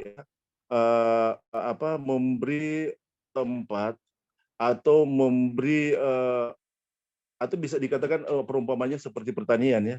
Kita memelihara, menanam dan memelihara tanaman kesombongan itu, dan kemudian dia akan menjadi semakin besar dan menghasilkan buah. Dan kemudian pada akhirnya berada di itu akan sukar untuk mengakui, untuk menyadari dan mengakui bahwa sesungguhnya kita tidak dapat bisa buat apa. Nah, ini dia semua masuk ke agama legalisme itu, sehingga pada akhirnya ketika terikat itu akan sangat melepaskan diri. Tapi kita bersyukur ya bahwa pekabaran ini menjelaskan ya benar akan hidup oleh percayanya, akan hidup oleh iman. Nah, pekabaran ini sementara menuntun kita untuk hidup oleh iman seperti itu ya. Karena pekabaran ini sesungguhnya menelanjangi semua penipuan setan yang menjelaskan tentang bahwa diri kita. Kemudian pekabaran ini bahasanya adalah menguburkan diri dalam debu atau menguburkan kesombongan manusia ya, kebenaran diri manusia itu ke dalam debu, kemudian pada akhirnya menjelaskan tentang bagaimana sesungguhnya kita dapat dibenarkan. Kembali ke hukum ya saudara-saudara, kita ingin menghubungkan dengan hukum ya. Hukum ini sendiri sesungguhnya digunakan oleh Tuhan untuk ya, menenggelamkan kesombongan kita ya di dalam debu seperti itu, sedalam-dalamnya. Karena ketika hukum mengangkat prinsip standar yang diberikan, ketika kita melihat bahwa sesungguhnya hukum itu sempurna dan kemanusiaan kita ya, kesombongan kita tidak sanggup untuk memenuhi tuntutan hukum itu, ini adalah bagian yang Tuhan rencanakan. Hukum itu diberikan sehingga kita dipukul ya, kita dihajar. Kemudian pada akhirnya kita akan menyadari dan mengakui bahwa kita tidak bisa berbuat apa-apa, dan kita akan dituntun oleh hukum itu kepada Kristus. Jadi sekali lagi ya, bahwa sesungguhnya hukum itu sendiri diberikan oleh Tuhan bagi kita untuk menyatakan kemanusiaan kita, bahwa sesungguhnya kita tidak sanggup, kita tidak bisa dapat berbuat apa-apa, dan kita akan terus dituntun kepada Kristus, untuk di mana kita akan dibetulkan, kita akan dipulihkan, kita akan dibenarkan di dalam Kristus, dan kemudian pada akhirnya dosa kesombongan itu yang menjadi sumber dari segala dosa itu pada akhirnya akan disucikan, akan dimatikan, dan kemudian akan dihilangkan seperti itu. Tapi sekali lagi, ada fungsi hukum yang menyatakan ketidaksanggupan kita, kemudian ada fungsi Injil yang menyatakan bagaimana sesungguhnya ketidakmampuan kita itu dapat disanggupkan hanya oleh kebenaran Kristus itu sendiri, hanya oleh kuasa Kristus, dan pada akhirnya kita akan dimenangkan dari dosa keyakinan pada diri sendiri, dan kita akan dibenarkan kepada satu keyakinan hanya di dalam Kristus, yang mana sumber satu-satunya kebenaran kita, sumber satu-satunya keselamatan kita. Oke, baik bro, terima kasih untuk kesempatan. Dari itu bagian tambahan di bagian ini. Terima kasih, Pastor Erik. Ketidakmampuan kita melihat self righteous itu adalah dosa, ya. Itulah sebabnya hukum itu diucapkan. Itulah sebabnya hukum itu disampaikan, ya. Terima kasih untuk tambahannya, Brother Eric. Oke, ada yang lain sebelum kita ke malaikat-malaikat yang melayani? Ya, jadi kita lihat ya bagaimana self righteous itu, pembenaran diri itu parah sekali. Ya, ada yang mau kasih tambahan? Belum ya? Iya. Oke, silakan. Ya, jadi untuk saya pribadi, sebelum kita belajar ini pelajaran, untuk hukum Taurat yang Tuhan proklaim di Sinai, di Gunung Sinai itu kan seperti kayak, wow, hukum Taurat 10 hukum diproklamasikan di Sinai gitu. Sepertinya kita berbangga dengan adanya 10 hukum begitu. Tapi setelah mempelajari pelajaran ini, ternyata hukum itu ditambahkan. Sebenarnya itu bukan rencana Tuhan ya untuk kasih 10 hukum, karena rencana Tuhan itu adalah 10 hukum itu ada di dalam hati kita, bukan di dalam roh batu seperti itu. Tetapi 10 hukum itu diberikan karena pelanggaran bangsa Israel, dan kita tahu ya pelanggarannya itu adalah mereka percaya akan diri mereka sendiri, dan kita tahu bahwa sebenarnya maksud Tuhan itu di Bukit Sinai itu hanya untuk mengulangi lagi perjanjian yang Dia sudah berikan kepada Abraham, yang kita sudah bahas sebelumnya, perjanjian dan janji-janji itu atau covenant dengan promise itu Tuhan sebenarnya mau mengulang lagi kepada bangsa Israel gitu. Tapi waktu Tuhan mau mengulang perjanjian itu atau covenant itu yang Dia sudah mulai dengan Abraham, bangsa Israel bilang semua yang perkataan yang Tuhan berikan akan kami lakukan, begitu. Jadi itu ya, makanya itu yang menjadi pelanggaran itu self confidence atau self righteous gitu. Nah itu berulang-ulang, kalau kita lihat sejarah bangsa Israel, sebenarnya kalau kita lihat itu juga adalah sejarah dari diri kita semua ya, secara maksudnya dan yang kita lihat dalam kita punya perjalanan kehidupan kerohanian. Bukankah sama ini kita tahu, saya yang akan melakukan, saya yang akan melakukan, seperti itu. Jadi kita sendiri, saya pribadi nggak tahu 10 hukum itu diberikan itu karena pelanggaran. Saya nggak tahu. Siapa di antara kita semua tahu 10 hukum itu diberikan karena pelanggaran? Kita nggak tahu ya kalau teman-teman ada yang tahu sebelumnya. Tapi saya sendiri, waktu dengar pelajaran ini, pelajaran yang 10 hukum ditambahkan karena pelanggaran, kita itu shocknya kayak, masa iya sih, kok begitu gitu loh. Tapi ternyata dengan pelajaran ini membuka kedok kita yang mana, iya betul ya, karena kita semua punya self confidence dan kita pikir kita bisa melakukan semua hukum Tuhan, kita bisa melakukan semua perkataan Tuhan. Tetapi kenyataannya tidak begitu. Sejarah bangsa Israel yang membuktikan bahwa dengan mereka self confidence itu mereka tidak bisa menurut hukum Tuhan, dan sesudah hukum Tuhan diberikan pun mereka bilang kami yang akan melakukan gitu. Makanya puji Tuhan pekabaran ini diberikan adalah untuk menegur kita punya self righteous yang mana kalian nggak bisa lakukan semua itu, Tuhan yang lakukan. Nah kalau kita tahu Tuhan yang lakukan itu, nggak ada diri kita membandingkan saya lebih benar dari orang lain, jubah saya lebih putih, dia hitam, saya putih. Nggak ada seperti itu, karena kita punya jubah semuanya hitam. Hanya jubah Kristus lah yang putih, dan kalaupun jubah putih menutupi kita atau kerajaan Kristus menutupi kita, itu bukan dari kita sendiri, itu adalah pemberian Tuhan seperti itu. Jadi itu kayak yang menambahkan yang mana memang pekabaran ini yang akan menaruh kita punya self righteous di dalam debu tanah. Oke, thank you Pak. Baik, terima kasih Sister Joy tambahannya. Brother, halo. Ya, silakan. Oke, baik, terima kasih. Oke, baik. Memang tadi apa yang kita sampaikan, sesungguhnya hukum menyatakan bahwa ketidakmampuan kita ya untuk menuruti akan hukum itu diambil penjelasan itu dari Yakobus 2 ayat 10 ya. Kalau kita melakukan ke-10 perintah itu tapi mengabaikan salah satu bagian, sama dengan kita tidak menurut. Jadi memang tuntutan hukum itu sempurna. Nah, kita melihat di sana ya, bahwa mereka yang mau untuk menurut dengan kemanusiaan, dengan kekuatan kemanusiaan, mereka harus menurut dengan sempurna. Karena prinsipnya seperti itu. Pertanyaannya, siapa di antara manusia yang dapat menuruti hukum itu dengan sempurna? Jawabannya tidak ada. Dan itu menemplak kesombongannya atau keyakinan diri yang menyatakan bahwa kita sanggup menurut. Kemudian ada teologi juga yang muncul di kalangan gereja kita yang menyatakan bahwa kalau kita berupaya 7, sisa Tuhan tambahkan. Nah, ini juga adalah menjelaskan tentang bagaimana kesombongan manusia itu sesungguhnya dapat melakukan walaupun hanya sebagian ya, 7 bagian dari 10 hukum itu, dan sisa Tuhan yang tambahkan. Nah, itu juga adalah keyakinan yang sepertinya halus ya, tapi itu sangat menghancurkan, dan itu menjelaskan bahwa tidak ada kebenaran apa-apa di sana, ataupun kita bisa sanggup 8 atau 9 seperti itu.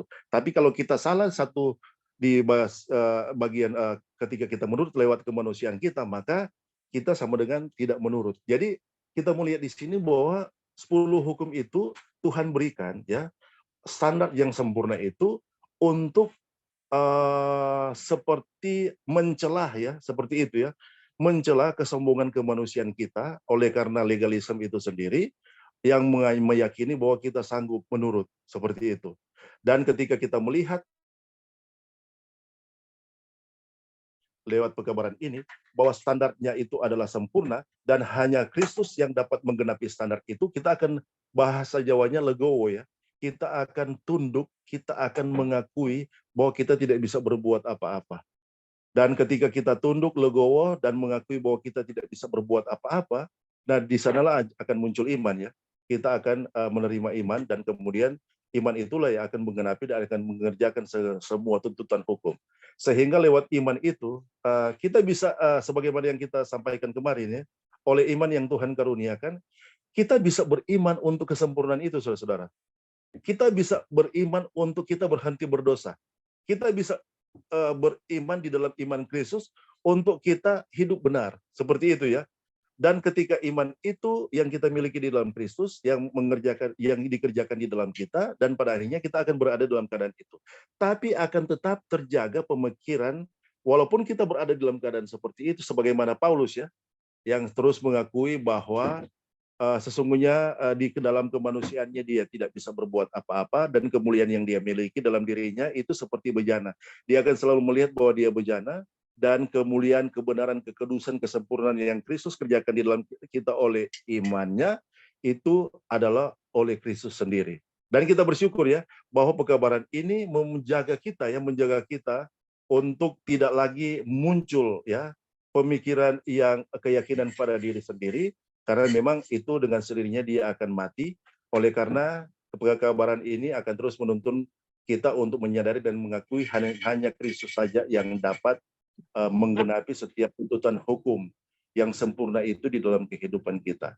Dan memang bagi mereka yang masih sampai saat ini mencoba ya untuk menuruti hukum itu ya, menggenapi hukum itu dengan kuasa kemanusiaannya ya, kesempurnaan hukum itu, mereka berada dalam keadaan yang paling malang. Kalau di bagian yang lain, Wajonan mengatakan seperti itu. Dan sesungguhnya orang tidak mau ya untuk orang berada pada keadaan itu. Dan kita sesungguhnya bersyukur bahwa kita telah ditempatkan oleh Tuhan lewat pekabaran ini di dalam keadaan yang sesungguhnya, keadaan yang di mana Tuhan sanggup untuk membenarkan, menguduskan, menyempurnakan, dan menyanggupkan kita untuk hidup dalam kebenarannya.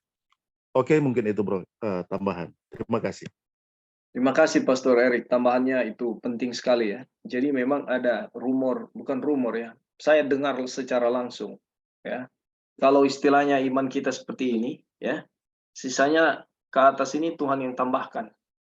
Ini saudara,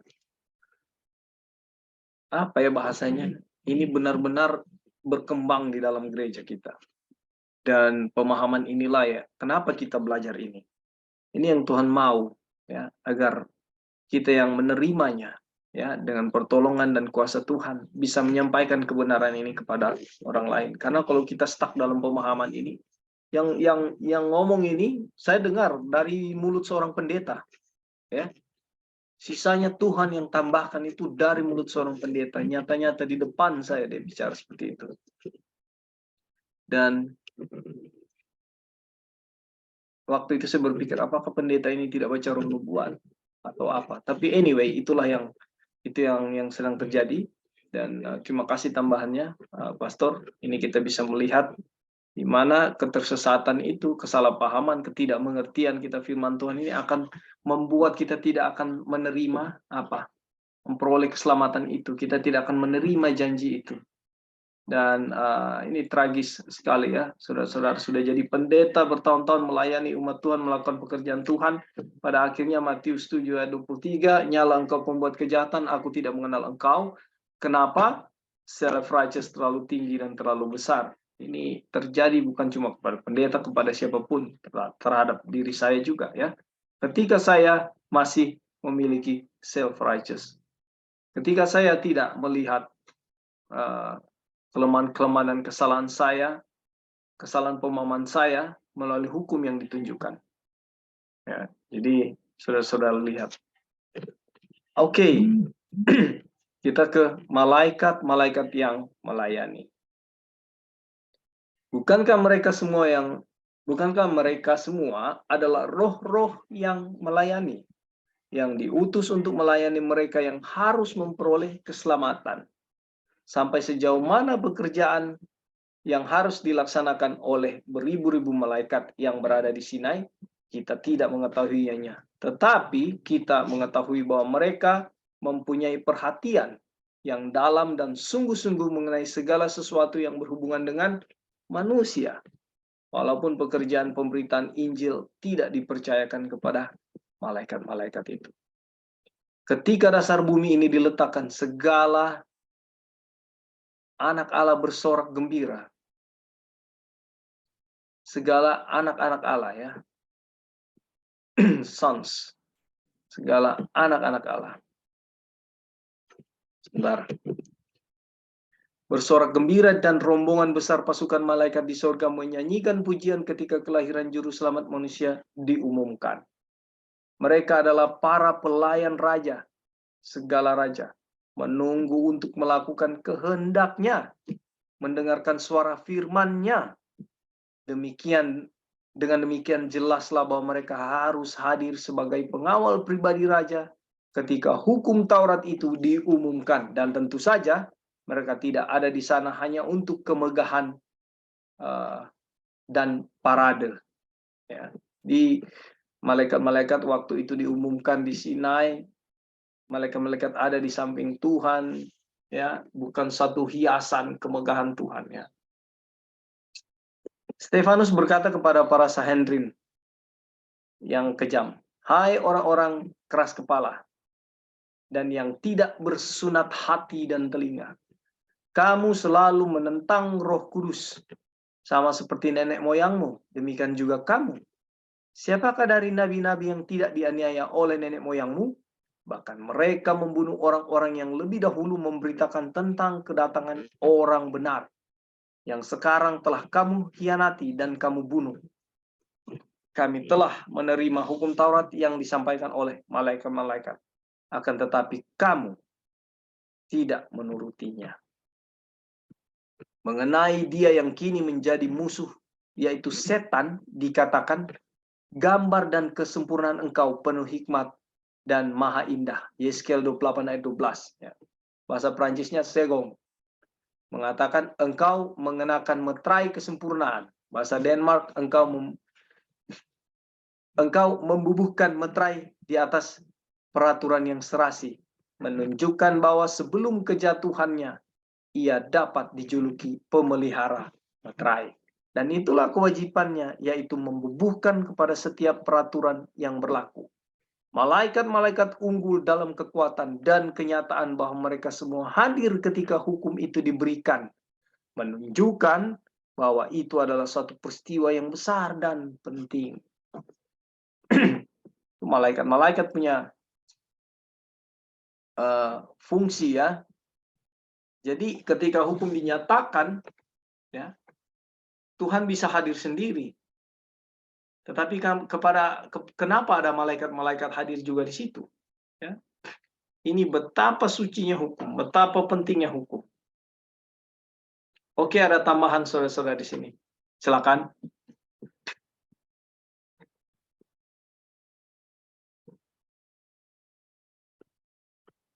Baik, kalau belum ada, kita melihat ini pekerjaan malaikat-malaikat ya. Kita pergi kepada kutipan berikut. Di tangan seorang pengantara. Untuk saat ini kita akan melewatkan pertanyaan mengenai waktu yang tercakup dalam anak kalimat. Sampai datang keturunan yang dimaksud oleh janji itu. Karena yang sedang kita pelajari adalah hubungan hukum Taurat itu dengan perjanjian.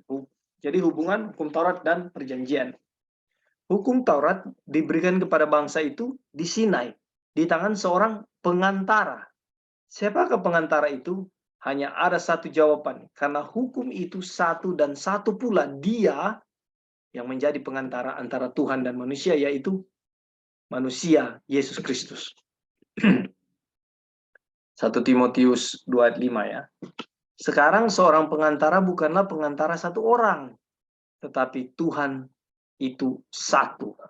Tuhan itu satu, manusia di pihak yang lain, dan Yesus Kristus adalah sang pengantara. Sebagaimana pastinya Tuhan adalah salah satu pihak dalam transaksi itu. Kristuslah pengantara itu, karena tidak ada pengantara lain di antara Tuhan dan manusia. Dan keselamatan tidak ada di dalam siapapun juga selain di dalam Dia. Sebab di bawah kolong langit ini tidak ada nama lain yang diberikan kepada manusia yang olehnya kita dapat diselamatkan. Kalau kita lihat ayat-ayat ini, kita lihat kutipan ini, ya, betapa bodohnya kita ketika kita mendewakan, ya, kelompok kita, mendewakan denominasi, mendewakan kepintaran kita, ya, penguasaan kita akan roh nubuat, penguasaan kita akan Alkitab, ya, mendewakan guru-guru spiritual kita, guru Bible study kita, mendewakan kelompok kita. Saudara, tidak ada nama lain. Ya. Kadang kita mendewakan diri kita juga sendiri. Itu pembahasan di atas tadi. Ya, self-righteous. Tidak ada nama lain. Tidak ada perantara lain. Oke, ada tambahan di sini tentang sang pengantara. Boleh sedikit, Pin? Silakan, Brother Ronald. Jadi saya dengar-dengar dari tadi. Jadi kalau menurut saya, Yesus, kita berada di dalam Yesus saja sudah cukup. Karena kalau kita pikir, apa yang kita takutkan? Kalau dalam Yesus, Yesus sebagai orang punya pengantara, sebagai orang punya pengacara. Ya. Yesus juga sebagai hakim. Jadi tidak terlalu perlu mempermasalahkan hukum dan lain-lain.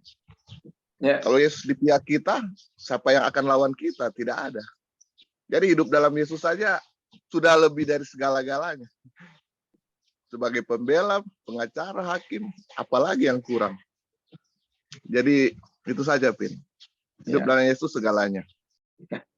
Jadi terima kasih Brother Onang, yang Brother Onang bilang itu kesimpulannya dari setelah melihat salib.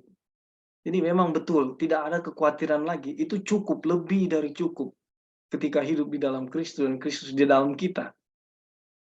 Satu kesimpulan yang puji Tuhan luar biasa, ya. Kiranya boleh jadi bagian kita dalam mempraktikkan kehidupan kekristenan setiap hari. Ya. Walaupun ada proses di mana hukum harus ditunjukkan, ya, hukum harus dikumandangkan, hukum harus dinyatakan, supaya benar-benar kesalahan kita terlihat. Ya, ada yang mau kasih tambahan?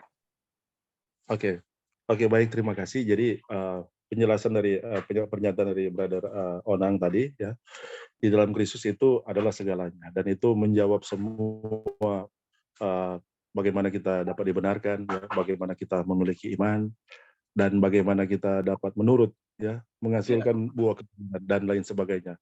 Memang ketika Paulus mengatakan Roma 8 ayat 1 ya, di dalam Kristus tidak ada penghukuman ya, bahwa sesungguhnya di dalam Kristus itu jaminan keselamatan. Hanya memang bagian-bagian ini menjelaskan bagaimana sesungguhnya kita di dalam Kristus, seperti itu ya.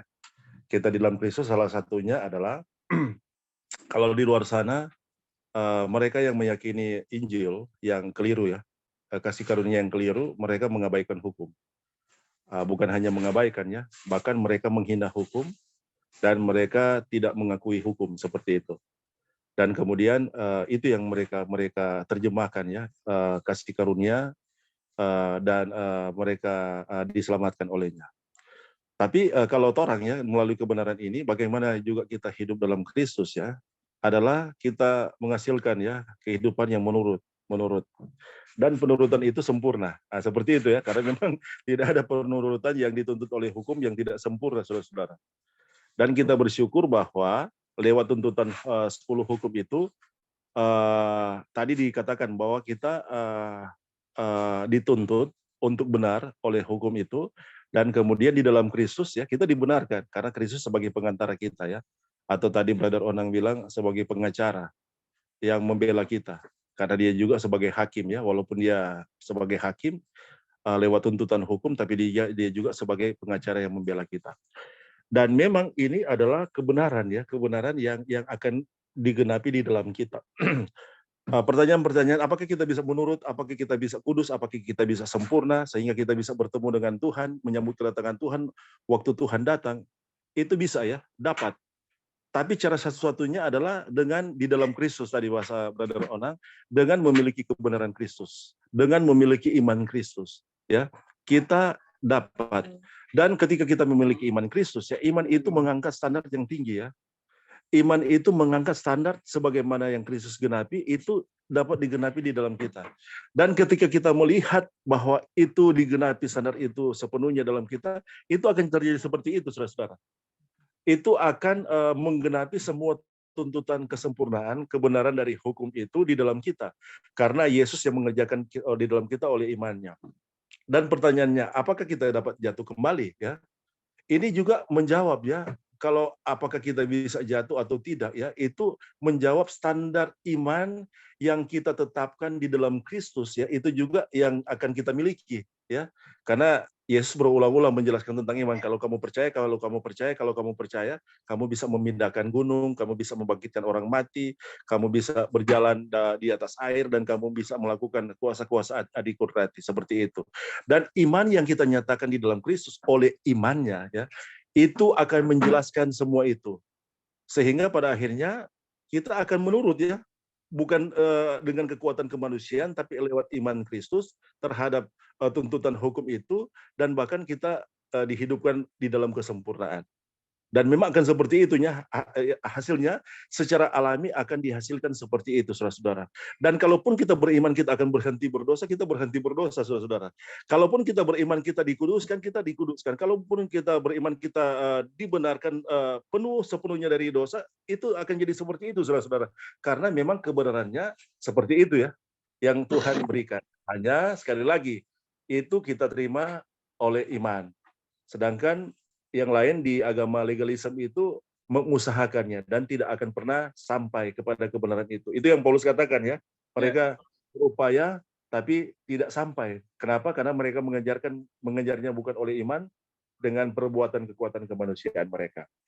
Jadi sekali lagi kita bersyukur bahwa pekabaran ini, pekabaran malaikat yang ketiga, menjelaskan bahwa keadaan kita di dalam Kristus disanggupkan untuk dibenarkan dan disanggupkan untuk menurut hukum di dalam keadaannya yang sepenuhnya, yang segenapnya, yang seutuhnya. Seperti itu. Kalaupun kita masih jatuh, itu menjelaskan bahwa di sana kita bisa sama seperti bangsa Israel ya. Kita masih berada dalam keadaan di mana kita belum melihat ya standar itu, dan kemudian kita belum mengimani seperti itu. Tapi ketika kita telah dibukakan, kemudian melalui pekabaran ini kita melihat standar kebenaran itu, dan Yesus dapat menyanggupkan kita untuk kita menggenapinya, maka itu digenapi di dalam kita. Ya, itu akan kita lihat ya, memang dalam proses pergumulan kehidupan kita sehari-hari ya, ketika kita melihat jaminan kepastian ini, ketika kita melihat kuasa kebenaran ini, maka itu akan menjadi bagian kita. Saudara-saudara, ini pasti. Kita juga melihatnya, kita bersyukur bahwa kita dituntut untuk melihatnya bersama-sama dengan teman-teman lewat pembelajaran dari kebenaran ini, lewat diskusi ini. Dan kita melihat bahwa ini pasti, kemudian bahwa Tuhan sanggup, Tuhan dapat ya untuk menggenapi tuntutan kebenarannya di dalam kita lewat apa yang Dia sendiri lakukan ya, lewat kehidupan dan kematian Kristus dan kebangkitan Kristus dan pekerjaan pengantaran Kristus. Oke, mungkin itu yang bisa kita bahkan berada di bagian ini. Terima kasih. Terima kasih Pendeta Erik, benar sekali ya. Jadi itu nyata. Oke, Pendeta Erik, silakan. Ya, terima kasih untuk kesempatan. Jadi di dalam bacaan ini kita melihat ada dua kebenaran ya. Yang pertama adalah kebenaran tentang hukum. Dan yang kedua adalah kebenaran tentang bagaimana kita bisa menggenapi hukum itu. Jadi kebenaran tentang hukum itu mau menjelaskan kepada kita ya, bagaimana, kenapa hukum itu diberikan, betapa hikmatnya keadaan-keadaan yang terjadi, guncangan alam, kedahsyatan, ya, suara Tuhan, kemuliaan Tuhan yang terjadi. Ini menunjukkan bahwa apa yang mau disampaikan ya kepada kita, bahwa kemuliaan hukum atau bagaimana hukum itu menuntut, itu tuntutannya itu dahsyatnya minta ampun. Dan teman-teman, kenapa harus demikian? Karena memang tuntutan hukum ini yang membuat kita layak bagi kedatangan Tuhan. Di mana waktu Tuhan datang, itu agak mirip-mirip ya, sebagaimana hukum itu diberikan di Sinai. Akan terjadi keguncangan alam, di mana Tuhan sendiri akan turun. Tapi waktu Tuhan sendiri datang, yang kedua kali, bukan cuma bumi yang berguncang ya, tetapi langit juga akan diguncang. Jadi lebih dahsyat lagi. Dan keadaan-keadaan di mana Yesus akan datang kedua kali, itu perlu digambarkan lewat hikmatnya hukum diberikan di Sinai. Jadi teman-teman, kenapa pentingnya ya kita memahami tentang kebenaran hukum, ya bagaimana hukum itu diberikan, ini sangat penting karena memang ini menggambarkan bagaimana tuntutan waktu Yesus itu datang kedua kali. Nah, kebenaran yang kedua adalah mengenai bagaimana hukum itu digenapi. Nah, hukum itu digenapi hanya oleh satu jalan ya, yaitu Yesus Kristus sebagai pengantara. Tidak ada jalan yang lain. Jadi, bagaimana kedahsyatan ya, hukum yang dinyatakan itu bisa digenapi kepada kita manusia yang jatuh di dalam dosa, tidak berdaya. Jalan satu-satunya itu tidak ada yang lain ya, hanya Yesus.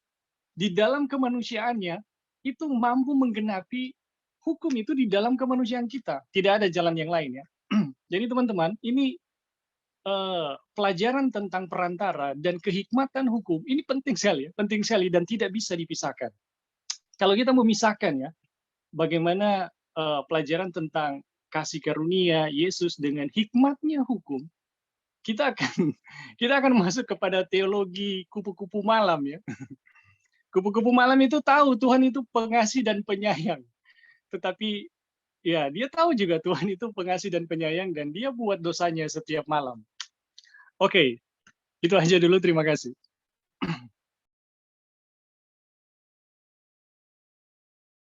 Baik, terima kasih Bro Ebi atas tambahannya. Benar sekali ya, taman yang disampaikan, puji Tuhan.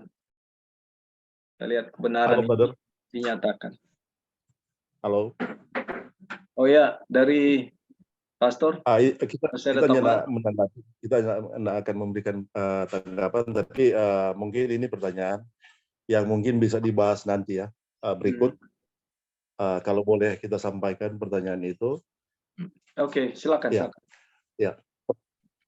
Pertanyaan itu adalah seperti apakah kita bisa sempurna, ya, atau kita bisa benar, atau kita bisa berhenti berdosa saat ini, present tense ya saat ini. Mungkin itu yang bisa kita diskusikan nanti lewat pertanyaan ini. Oke, dapat brother mungkin ya. Ya. Terima Oke, kasih. sekali lagi ya, apakah kita bisa sempurna, benar, dan berhenti berbuat dosa saat ini? Oke, mungkin itu yang bisa yang mungkin bisa dibahas berikutnya. Terima kasih. Bahaya pertanyaan ini, loh. Dia punya bobot berat ya. Mungkin ada yang sudah gatal lidahnya untuk menjawab. Tapi anyway, kita keep dulu ya. Belum tahu apakah besok nanti akan lanjut lagi, tapi dengan pertolongan Tuhan nanti akan diumumkan. Kalau lanjut kita bisa bahas itu besok ya. Kita bahas itu besok. Dan itu pertanyaan penting sekali, bagus sekali, dan sangat menarik ya. Terima kasih Pastor Eri. Karena ya itu pertanyaan kita juga sebenarnya. Oke, kita ke judul terakhir pembahasan kita hari ini. Pekerjaan Kristus sebagai pengantara. Oke, tadi di atas penyataannya satu-satunya pengantara kita hanyalah Yesus Kristus. Manusia telah hanyut jauh dari Tuhan dan memberontak melawan Dia. Kita semua seperti domba yang telah tersesat. Kejahatan kita telah memisahkan kita dengan Dia. Nah, ayat ini saudara dipakai untuk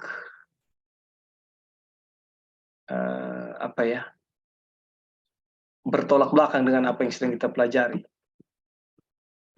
Sebab keinginan daging adalah perseteruan terhadap Allah, karena ia tidak takluk kepada hukum Allah.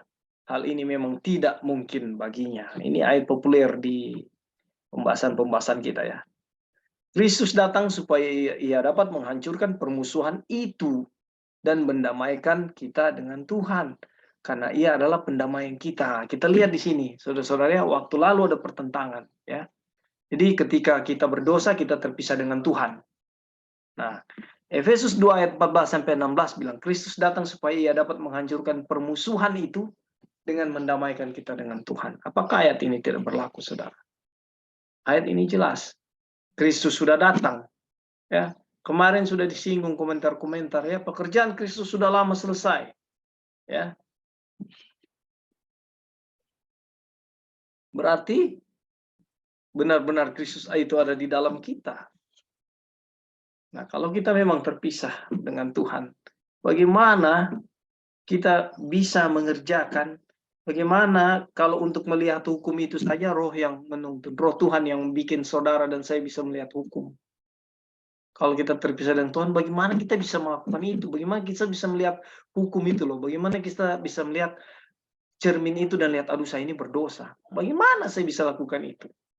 Apakah itu kemampuan saya untuk melihat hukum itu sehingga saya bisa notice, oh ini saya ini berdosa ternyata.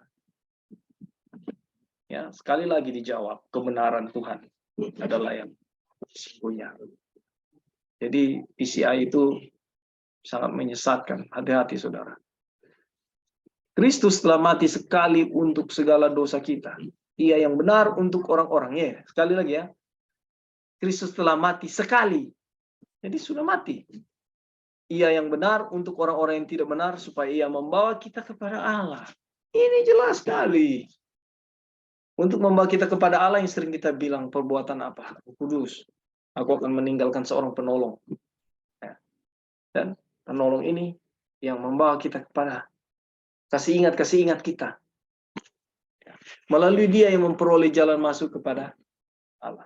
Di dalam dia keinginan daging pikiran yang memberontak dilenyapkan. Wow. Ini kalau Kristus di dalam kita, yang brother Onang bilang tadi. Apalagi yang menjadi ketakutan kita, apalagi yang menjadi kekhawatiran kita. Di dalam dia keinginan daging, pikiran yang memberontak dilenyapkan. Sebagai gantinya apa? Diberikan keinginan roh.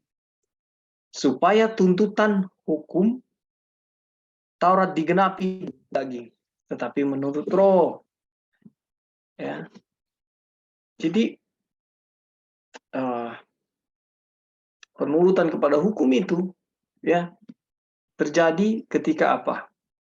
Diberikan keinginan roh dan apa? Hidup menurut roh. Akan kita sanggup tidak berdosa. Akan keinginan daging itu akan apa? dilenyapkan, dihilangkan. Pertanyaannya Brother Eri, apakah hari ini kita bisa tidak berdosa? Aduh, nanti deh. Itu saya pikir menjawab itu butuh energi dari Tuhan, butuh pertolongan Tuhan menjawab itu ya. Besok dan pertolongan Tuhan, kalau nanti kita lihat sebentar ya. Apakah bisa Bible study besok? Kita lanjutkan atau nanti hari Sabat pagi. Bukankah ini satu kabar kesukaan, saudara? Saudara yang rindu tidak ingin berdosa lagi, ya, dinyatakan oleh firman ini, ya, itu akan jadi satu kenyataan. Ya, kalau rindu tidak berdosa lagi, saudara. Kerjaan Kristus adalah menyelamatkan apa yang telah hilang, memulihkan apa yang telah hancur, menyatukan kembali apa yang terpisah. Saya waktu lalu melihat kebrutalan, sebenarnya bukan brutal, bisa juga dikatakan brutal, anak-anak yang tumbuh dewasa, ya. Anak saya yang tua 25 tahun, puji Tuhan sudah menikah, dan sekarang dia boleh melihat kehidupan rumah tangga bagaimana dengan lika-likunya. Nasihat-nasihat sudah diberikan, ya. Bagaimana cari Tuhan, bagaimana beribadah, jangan lupa, ya. Anak yang berikut kerja tapi masih uring-uringan, ya. Jarang ada di gereja, kadang ke gereja, kadang cari Tuhan. Kadang-kadang saya bangga lihat statusnya, Happy Sabat, selamat Sabat, ada taruh ayat di situ, ya. Tapi kalau pulang libur, wah, tergoda oleh teman-teman untuk datang kepada alkohol. Nah, memang ini pohon-pohon cap tikus ini mesti tebang.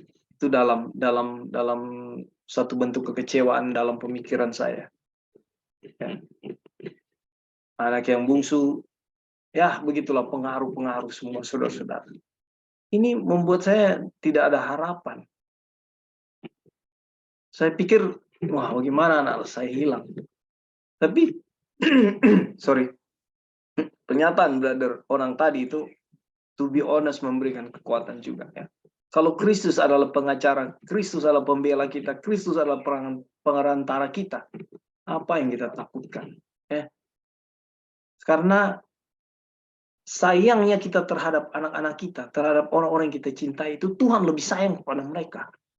Terbukti waktu saya yang kacau, saya yang rusak, dipanggil lagi untuk melihat kebenaran itu. Apakah Tuhan tidak akan melakukan hal yang sama terhadap anak-anak kita? Ini satu kabar kesukaan. Pekerjaan Kristus adalah menyelamatkan anak-anakmu yang telah hilang. Memulihkan apa yang hancur. Ya. Secara manusia, aduh nggak mungkin. Ya, so sesat orang. Ya, so hilang orang. Mereka sudah hilang. Dia memulihkan apa yang telah hancur. Dia menyelamatkan yang hilang. Dia menyatukan kembali apa yang terpisah. Namanya adalah Tuhan beserta bersama-sama dengan kita. Dan dengan Ia tinggal di dalam saudara, di dalam saya. Maka kita boleh mengambil bagian di dalam kodrat ilahi. Kita bisa mengambil kesanggupan itu. Menurut, kita boleh mengambil iman Kristus itu bahwa hari ketiga aku akan dibangkitkan dari kematian. Iman itu yang sedang ada, yang sedang dianugerahkan kepada saudara dan saya. Kita akan mampu, ya kita akan bisa, kita mengambil bagian dalam kodratnya. Kodrat ilahi. Hendaknya nih mengerti bahwa pekerjaan Kristus sebagai pengantara tidaklah dibatasi oleh waktu ataupun luasnya ruang lingkup yang tercakup. Ya, bahasa gaulnya tidak lekang oleh waktu. Tidak lekang oleh ruang. Menjadi pengantara berarti lebih daripada menjadi perantara.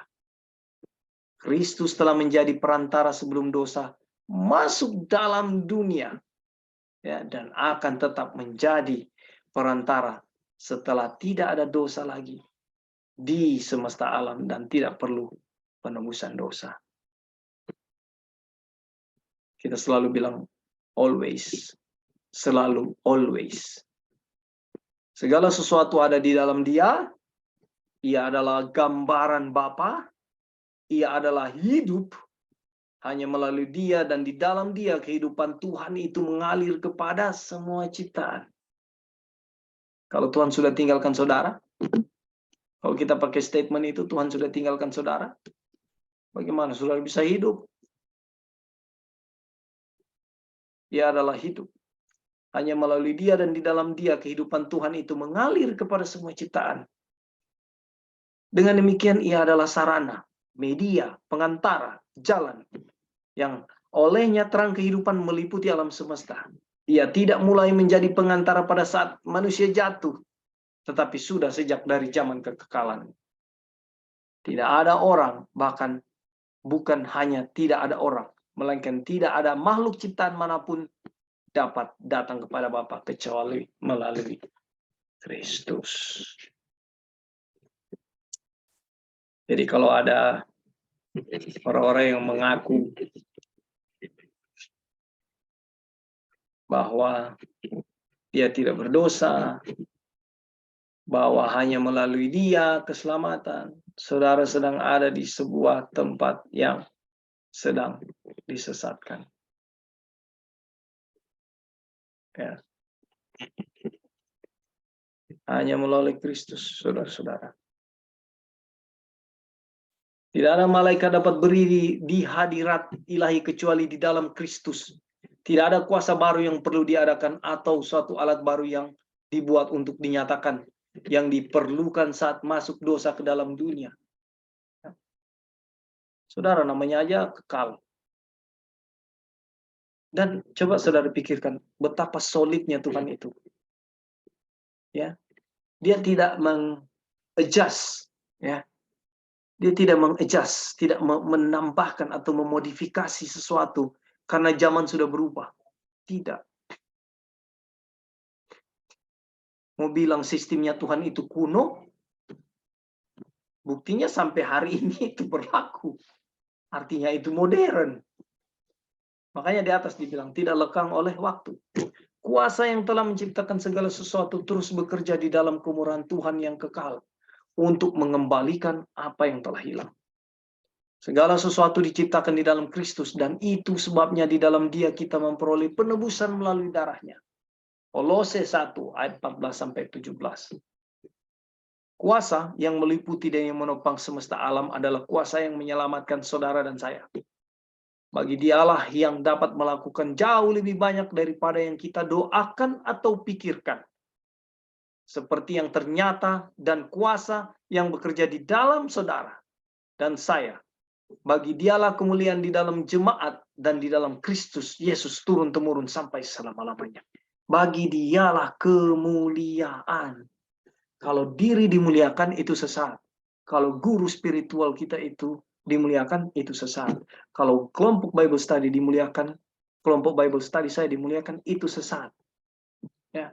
Kalau denominasi saya dimuliakan itu sesat. Ya. Kalau guru Bible study kita dimuliakan itu sesat. Efesus 3 ayat 20-21. Bukan saya yang berbicara, firman Tuhan yang dinyatakan kepada kita saat ini. Terpujilah nama Tuhan. Baik, sebelum tutup, ada tambahan saudara-saudara? Halo. Silakan, Brother Ebing. Ya, jadi teman-teman ketika membaca bacaan yang barusan kita baca, kalau kita mengerti, kita akan mengerti kenapa kenapa pendamaian yang Yesus buat itu sama, ya, sama tujuannya dengan penyaliban Kristus, ya, karena secara spiritual di dalam pengertian yang Wagoner sedang jelaskan ini dan dalam pengertian salib yang Wagoner jelaskan, sebenarnya itu adalah kedua hal yang sama. Makanya penebusan Yesus itu tidak dibatasi oleh waktu. Cuma memang perannya sebagai imam besar sekarang itu memainkan peran yang sangat penting, ya, yang sangat penting buat kita manusia yang jatuh ke dalam dosa. Tetapi manfaat dan tujuannya adalah dua hal yang sama yang dilakukan oleh Yesus baik itu dalam penyalipannya maupun di dalam perantaraannya ya sebagai imam besar. Jadi ini adalah dua hal yang sama sebenarnya. Oke, itu aja dulu. Terima kasih. Terima kasih, Brother Ebing. Ada tambahan lagi saudara-saudara sebelum kita tutup? Ya, halo Kak Opin. Sister Joy, silakan. Jadi puji Tuhan ya, setelah mempelajari membaca ini statement di sini yang khusus judul kecil ini, kita lebih mengerti konteks dari Yesaya 59 ayat 1 dan 2 yang dulu sempat menjadi isu dalam grup Bible study kita. Ya. Yang mana dosa itu memisahkan, kenyataannya memang betul. Seharusnya waktu Adam dan Hawa itu berdosa, mereka itu seharusnya terpisah dari Tuhan, dan seharusnya mereka lenyap kan, tidak ada kehidupan lagi karena upah dosa adalah maut. Mereka lenyap gitu. Tetapi dalam konteks ini kita lihat yang Wagner menyatakan adalah Tuhan Yesus itu sebagai perantara atau pengantara gitu. Dan itu udah dari zaman kekekalan ya. Jadi pas dosa masuk, harusnya manusia itu lenyap, dia punya eksistensi. Tapi karena Kristus perantara dan pengantara, dialah yang menjembatani gitu. Ya. Jadi ya kita juga baru lebih mengerti ya, maksudnya kita udah bisa mengerti dulu dia punya konsep itu nggak betul, karena kita jangan hanya pakai Yesaya 59 atau sampai 2 gitu. Tapi ternyata di sini kita juga baru mengerti bahwa iya betul, memang dosa memisahkan, realitinya begitu. Tetapi kenapa kita masih terhubung dengan Tuhan? Karena Kristus sudah menjadi perantara. Walaupun di dalam kita punya keadaan berdosa, Kristus tetapi nggak di dalam kita karena Kristus sebagai perantara gitu. Dan Kristuslah yang menghubungkan kita dengan Bapa. Ini kan yang biru Kak Opin, warna biru muda yang Kak Opin tanda itu. Melalui dia kita memperoleh jalan masuk kepada Allah. Jadi sudah ada perantara di situ. Makanya dalam keadaan kita berdosa pun, Kristus bekerja di kita, Kristus tinggal di kita, karena Kristus menjadi perantara kita dengan Tuhan gitu. Untuk apa?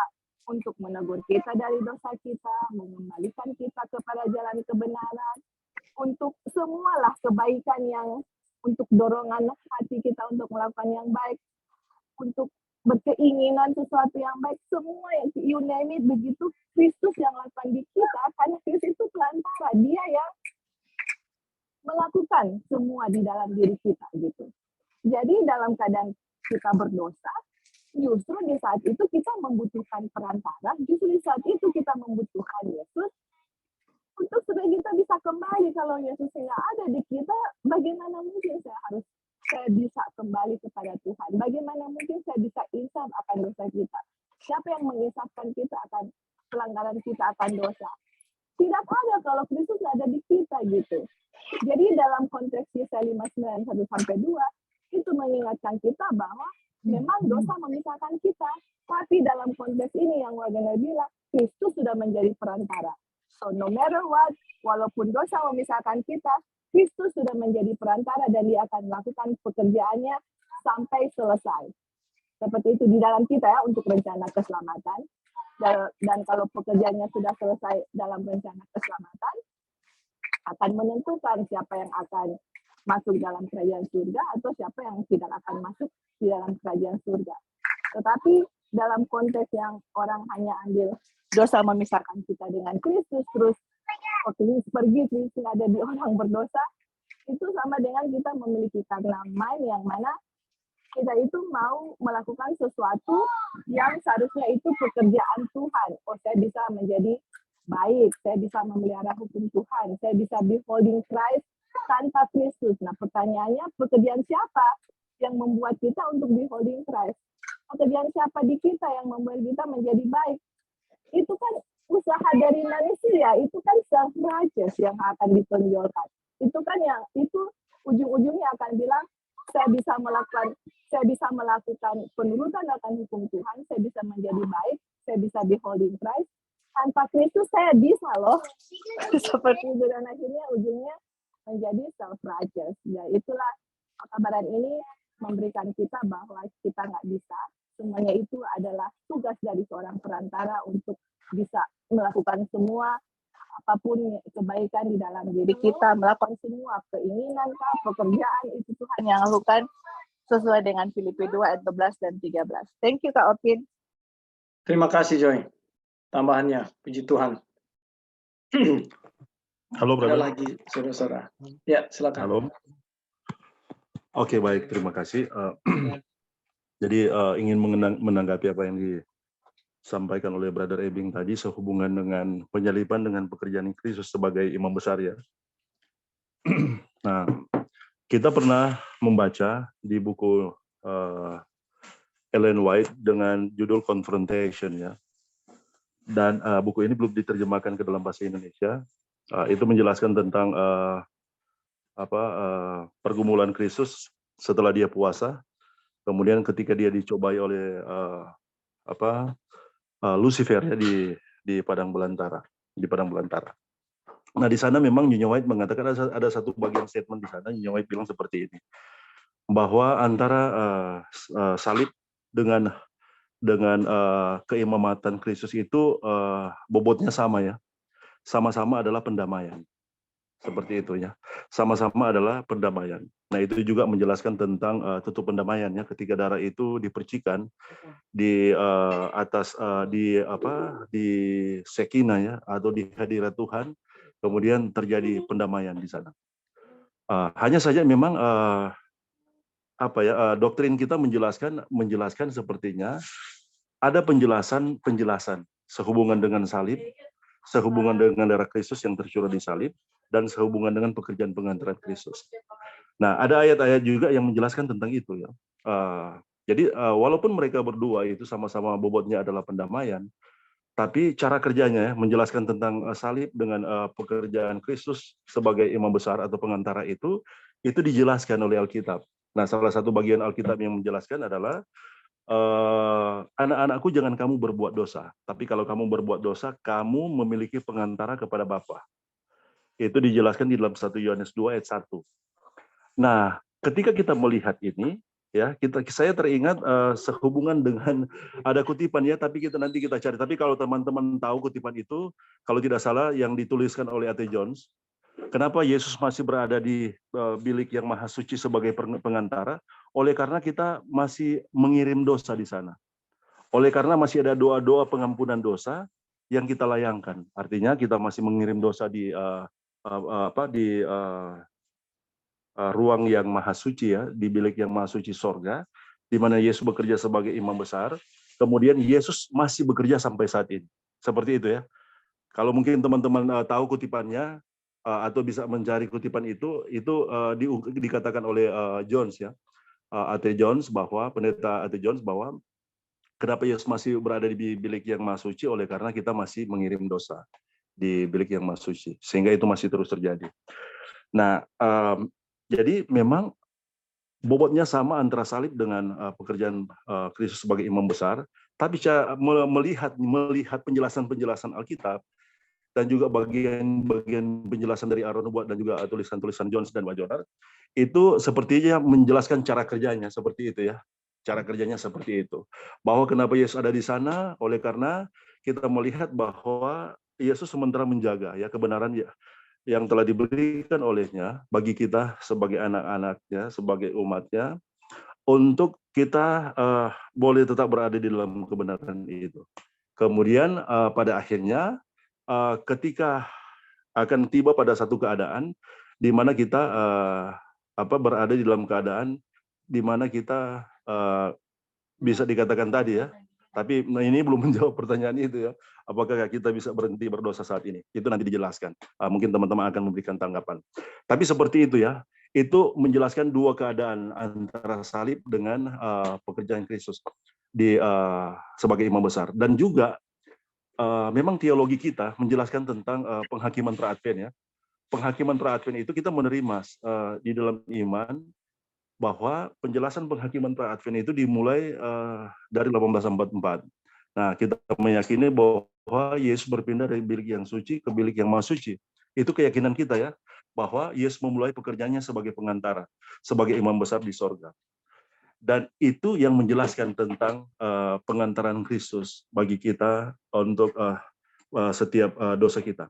Jadi memang ini kita melihat bahwa kalaupun kita bisa menyampaikan seperti ini ya, tapi ini belum final. Saudara-saudara bisa memberikan argumentasi nantinya dan memberikan bantahan bahwa salib Kristus itu menjamin semua, saudara.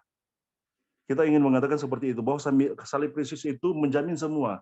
Kita melihat bahwa Wagener mengatakan bahwa setiap manusia yang masih menikmati kehidupan, itu bukti adalah topangan salib di dalam kehidupannya, yang walaupun dia menyadarinya. Tapi pekerjaan keimamatan Kristus itu hanya dikhususkan bagi mereka yang telah percaya kepadanya.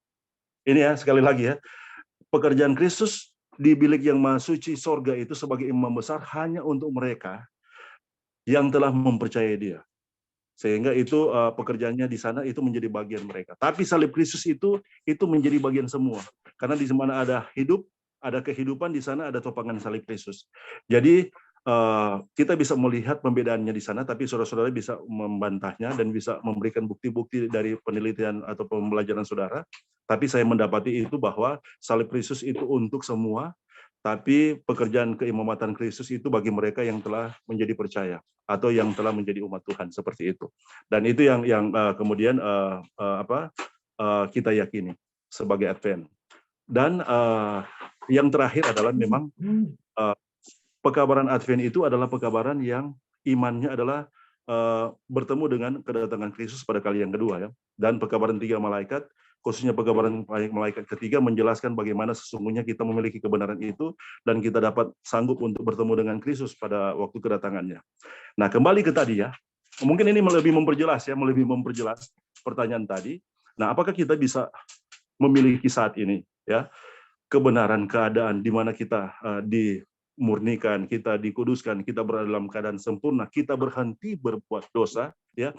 Pada waktu kita sesungguhnya tuntutan atau kegenapan itu akan kita miliki ketika Yesus datang pada kali yang kedua, kita berada dalam keadaan sinless. Apakah itu bisa kita miliki saat ini? Seperti itu ya. Jadi mungkin itu yang nanti kita bahas, tapi tanggapan kita sehubungan dengan penjelasan dari Brother Ebing, salib dengan keimamatan Kristus adalah sama-sama pendamaian.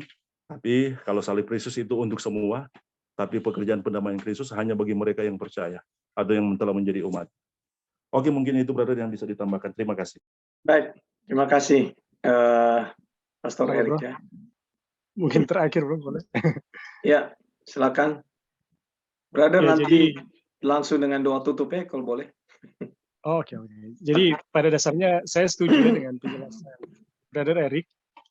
Cuma yang saya mau ingin tekankan adalah penjelasan Wagoner ya mengenai salib yang melintasi ruang dan waktu, dan kemudian penjelasan Wagoner juga mengenai pendamaian ya yang melintasi ruang dan waktu.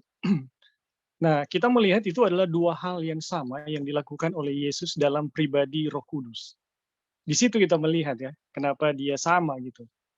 Nah, soal penyataan sejarah, salib di dalam sejarah, pelayanan Yesus di Ka'bah, yang juga ya kita lihat dalam sejarah, sebenarnya ini menambah bagaimana kita mendapatkan manfaat dari penebusan Yesus. Kalau yang Brother Erik bilang tadi, bahwa sebenarnya salib itu cukup, itu betul sekali gitu.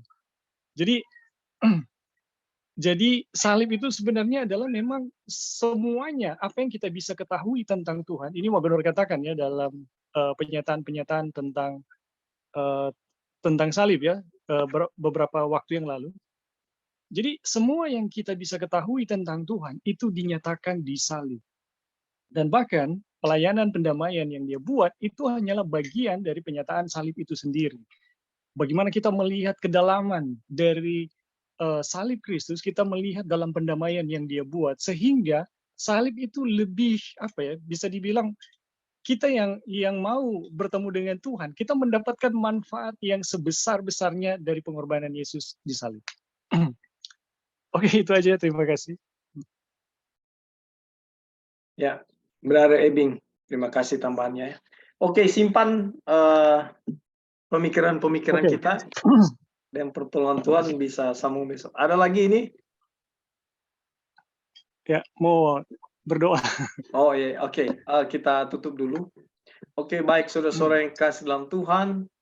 puji Tuhan kita sudah ada di babak ini, dan dengan pertolongan Tuhan, pengertian-pengertian yang Tuhan mau kita tahu, Tuhan sudah ungkapkan kepada kita, dan kebenarannya itu nyata, dan kita boleh melihat kebenaran ini dari sudut pandang yang sesungguhnya oleh apa yang Tuhan mau. Dan terima kasih untuk partisipasi saudara-saudara sekalian. Biarlah Bible study kita ini pada akhirnya Tuhan kita yang dimuliakan.